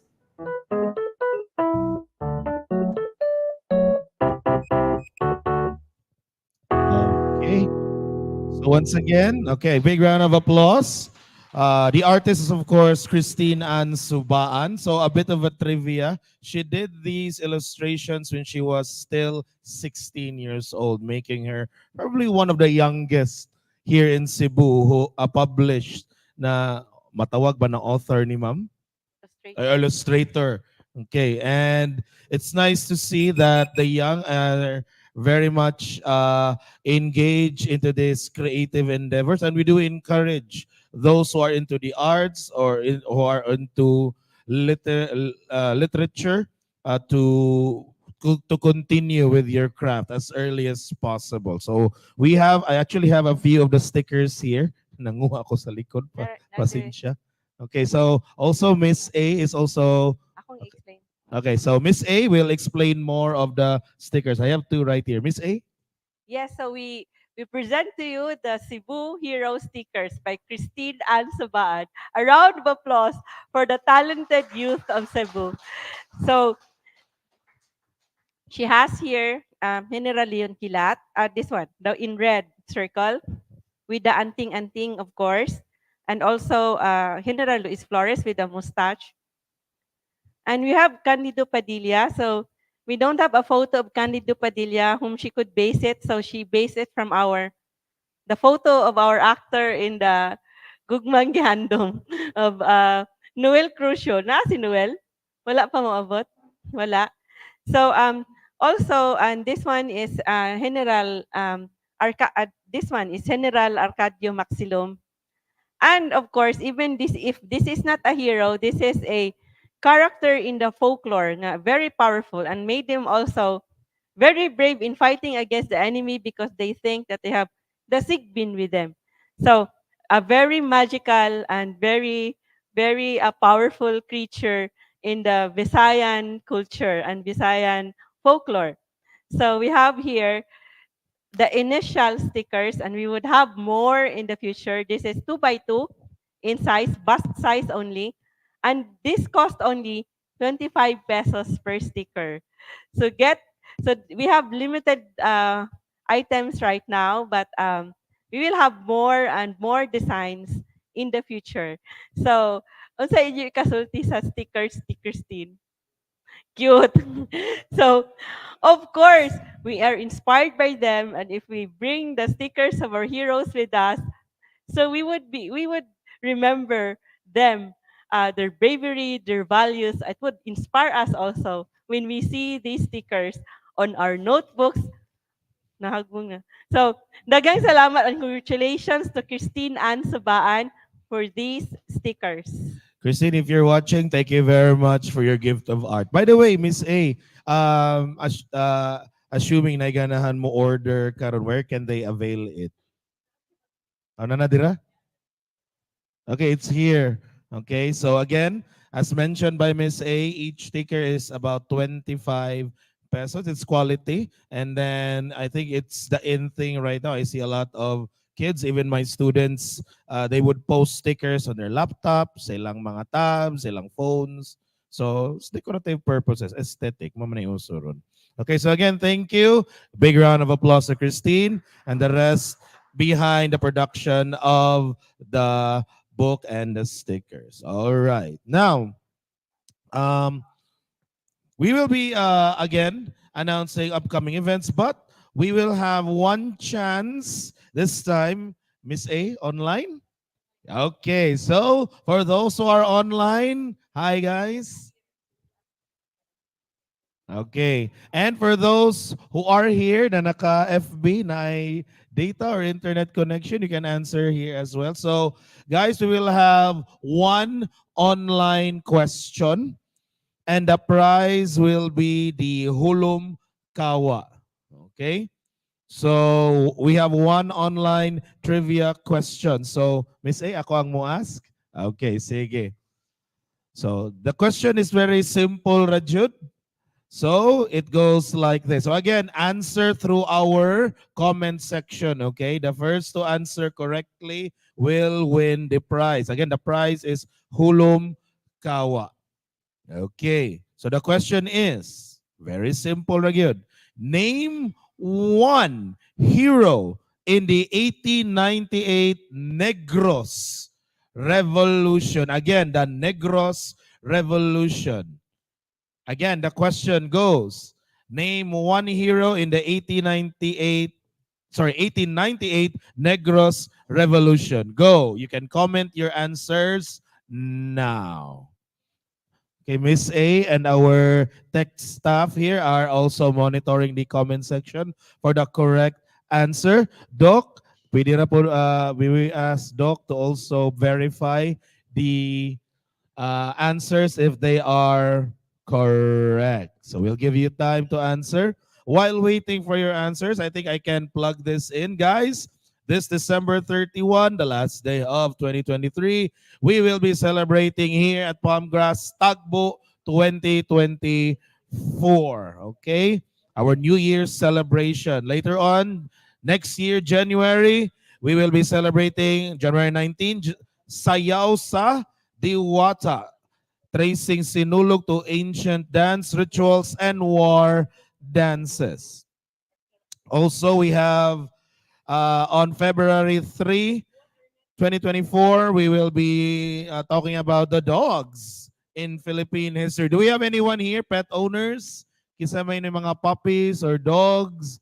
Nabatay mga ero sa balay? Oh, kana. And then we have February 14. Uy, nice name. Very an interesting topic. Iyut ug relihiyon. Yay. Okay. Mananaw mo na? Tanaw mo ha. February 14 na.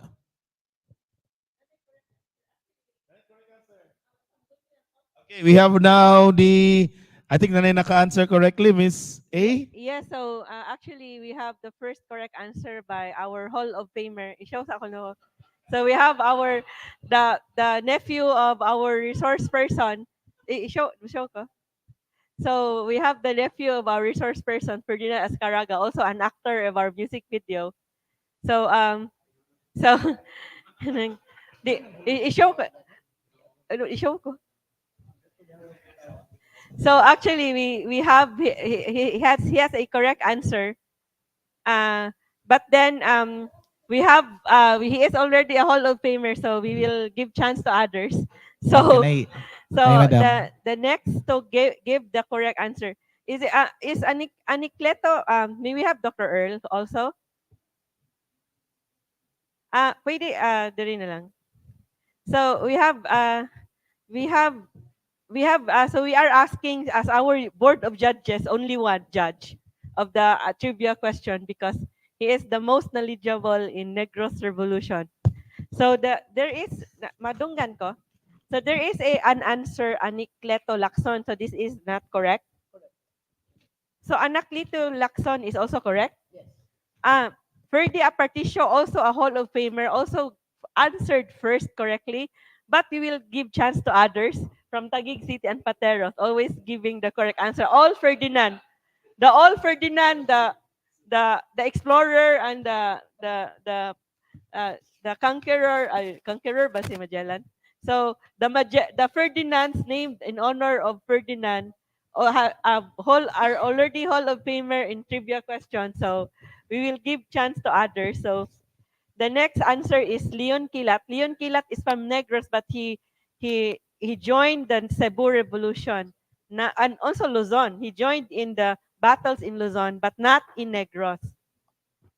And so Don Diego de la Viña is correct, but Ferdinand is Azcárraga is a Hall of Famer. So the first to give the correct answer after the Hall of Famers is Aya Zenea.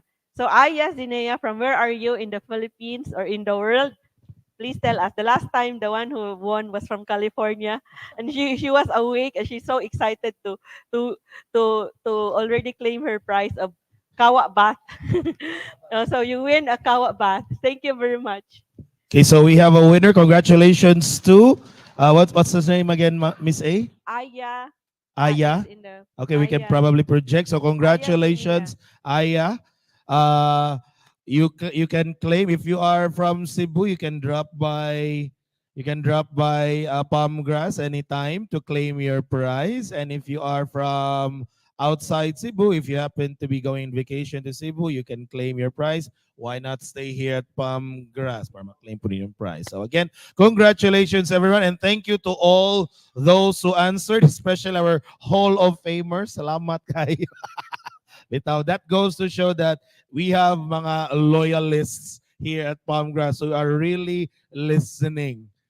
Tinudanay lang, ang kuwang na lang yun, no? Tinudanay, ang lacking na lang ganyan is diploma para makumplito ang ilahang. Okay, in all honesty, as we mentioned before, even here, Palmgrass is probably one of the only hotels who is an advocate of history, Philippine history.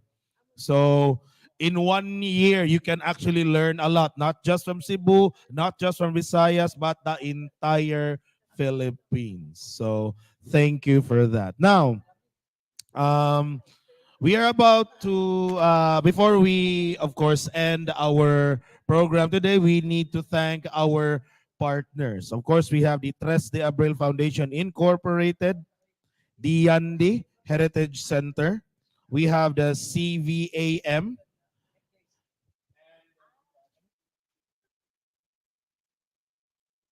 and SOAN2020. Now, of course, we have our final performance from our kids here in just a while, but I would just like to take this opportunity as well in behalf of the entire staff and management of Palmgrass, from its crew, working crew, technical, tanan. Thank you for joining us this year. It's been filled with knowledge, karon, and knowledge, experience. Grabe nga to ang sari-sari nga to ang information that we gathered here.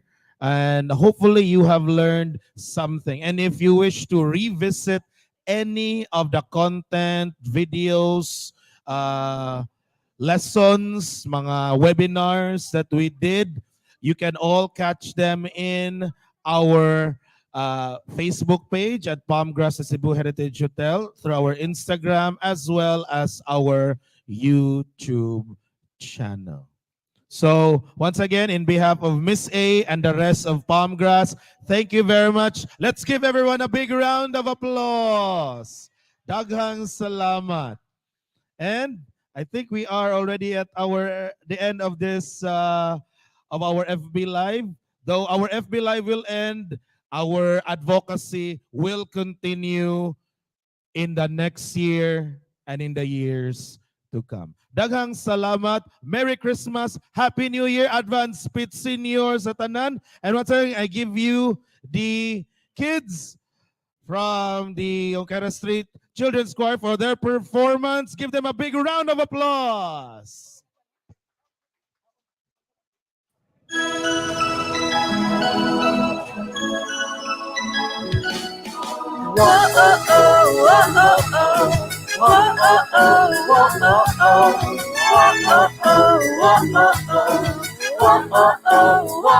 Karuna ang panahon sa paglipay o pagkasi kaysa Pasko si Jesus. Nakapagluwas na ito, umiat kong besteras sa pagsaulog sa Pasko. Tuig 1890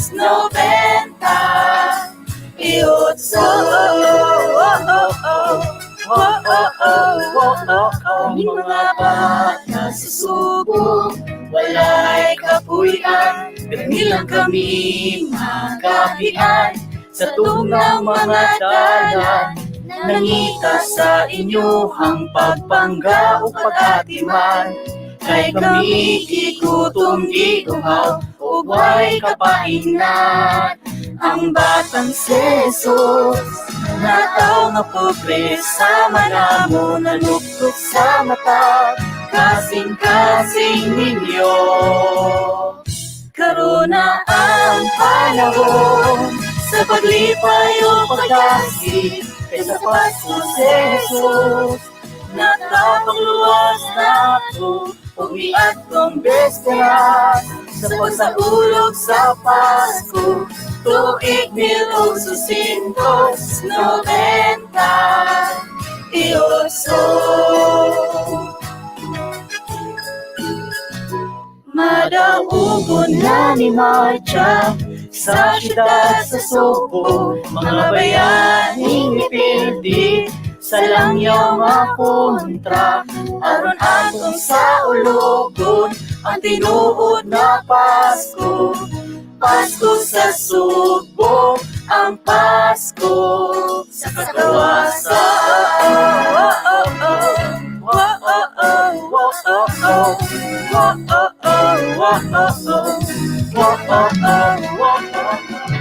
Pasko sa kagawasan, punta atong sa ulugon, itutulog ni Jesus.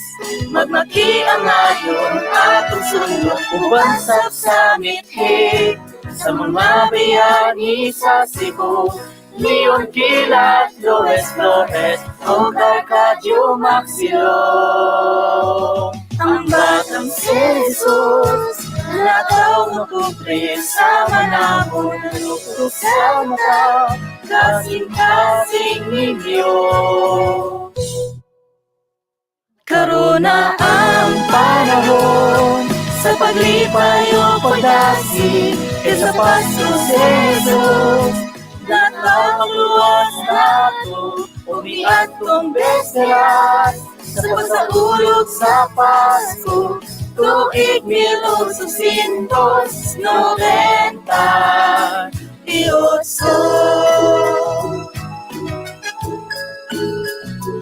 Madaugon na ni Marcha sa siyudad sa Sugbo, mga bayaning ipildi sa langyaw nga kontra. Aron atong sa ulogon ang tinuod na Pasko. Pasko sa Sugbo, ang Pasko sa kagawasan.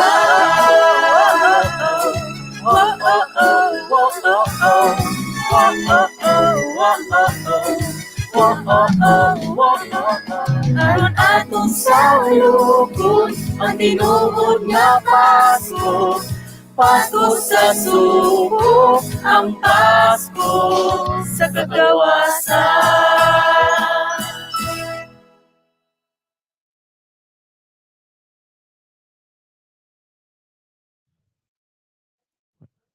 All right, so mao kato ang kadaugan, a celebration of the 125 years of the victory of 1898, Visayas Revolution stories in Western, Central, and Eastern Visayas, celebrating the 125th year of the Cebu Revolution victory versus Spain. Thank you for joining us today. Thank you to Doc Cleope. Thank you to Ms. A for being our moderator, and thank you everyone to our on-site guests and to those who are joining us online.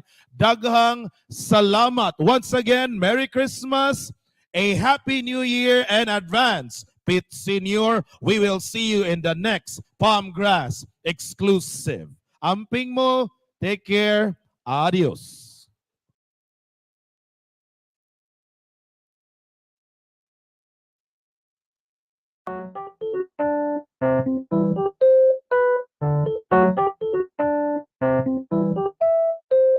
I was very shocked and very honored when I was first invited to illustrate the book. And it was a really great experience because I was able to collaborate with fellow artists like my mentors and the writers who wrote the book. So it was very valuable to me. So before I could even start drawing everything, I first had to learn the history of the characters to understand them more, and so I could portray them properly and factually. So I was given a tour and a history lesson about these characters, and I definitely learned a lot from those history talks. I also learned how to portray these characters in my original style from my mentors. So that was the initial step, and then I started drawing drafts and getting them approved back and forth with my mentors and the other people involved in the process of making the book. And then a lot of roundtable discussions about the book. And eventually we ended up with the book. It's fun to revisit these characters again, these people actually. So it's fun that I can do more than what's limited in the book, because stickers is a whole different culture. So it's fun that I can integrate both history and stickers into one and allow people to enjoy both aspects equally. I don't really remember when I started drawing exactly, because I was told by my parents that I was drawing on every surface in the house. The things I was drawing back then were characters that I watched from cartoons and anime and games. But eventually I started shifting to more original art. I started going back to drawing characters from different medias because I started getting into conventions. So I started drawing and selling fan merch at these events. I'm happy to have the opportunity to revisit these characters again, to bring them to a different format that I'm more familiar with. I have confidence in bringing these characters back to life so people can enjoy these stickers in their own way, because stickers has their own culture, and it's fun to have both the historical aspect and the sticker aspect into one. I'm excited to work on these stickers, and I hope that the youth can enjoy them, because these stickers portray the various historical figures that's significant in our culture, and I hope that they can learn a thing or two when they see these stickers.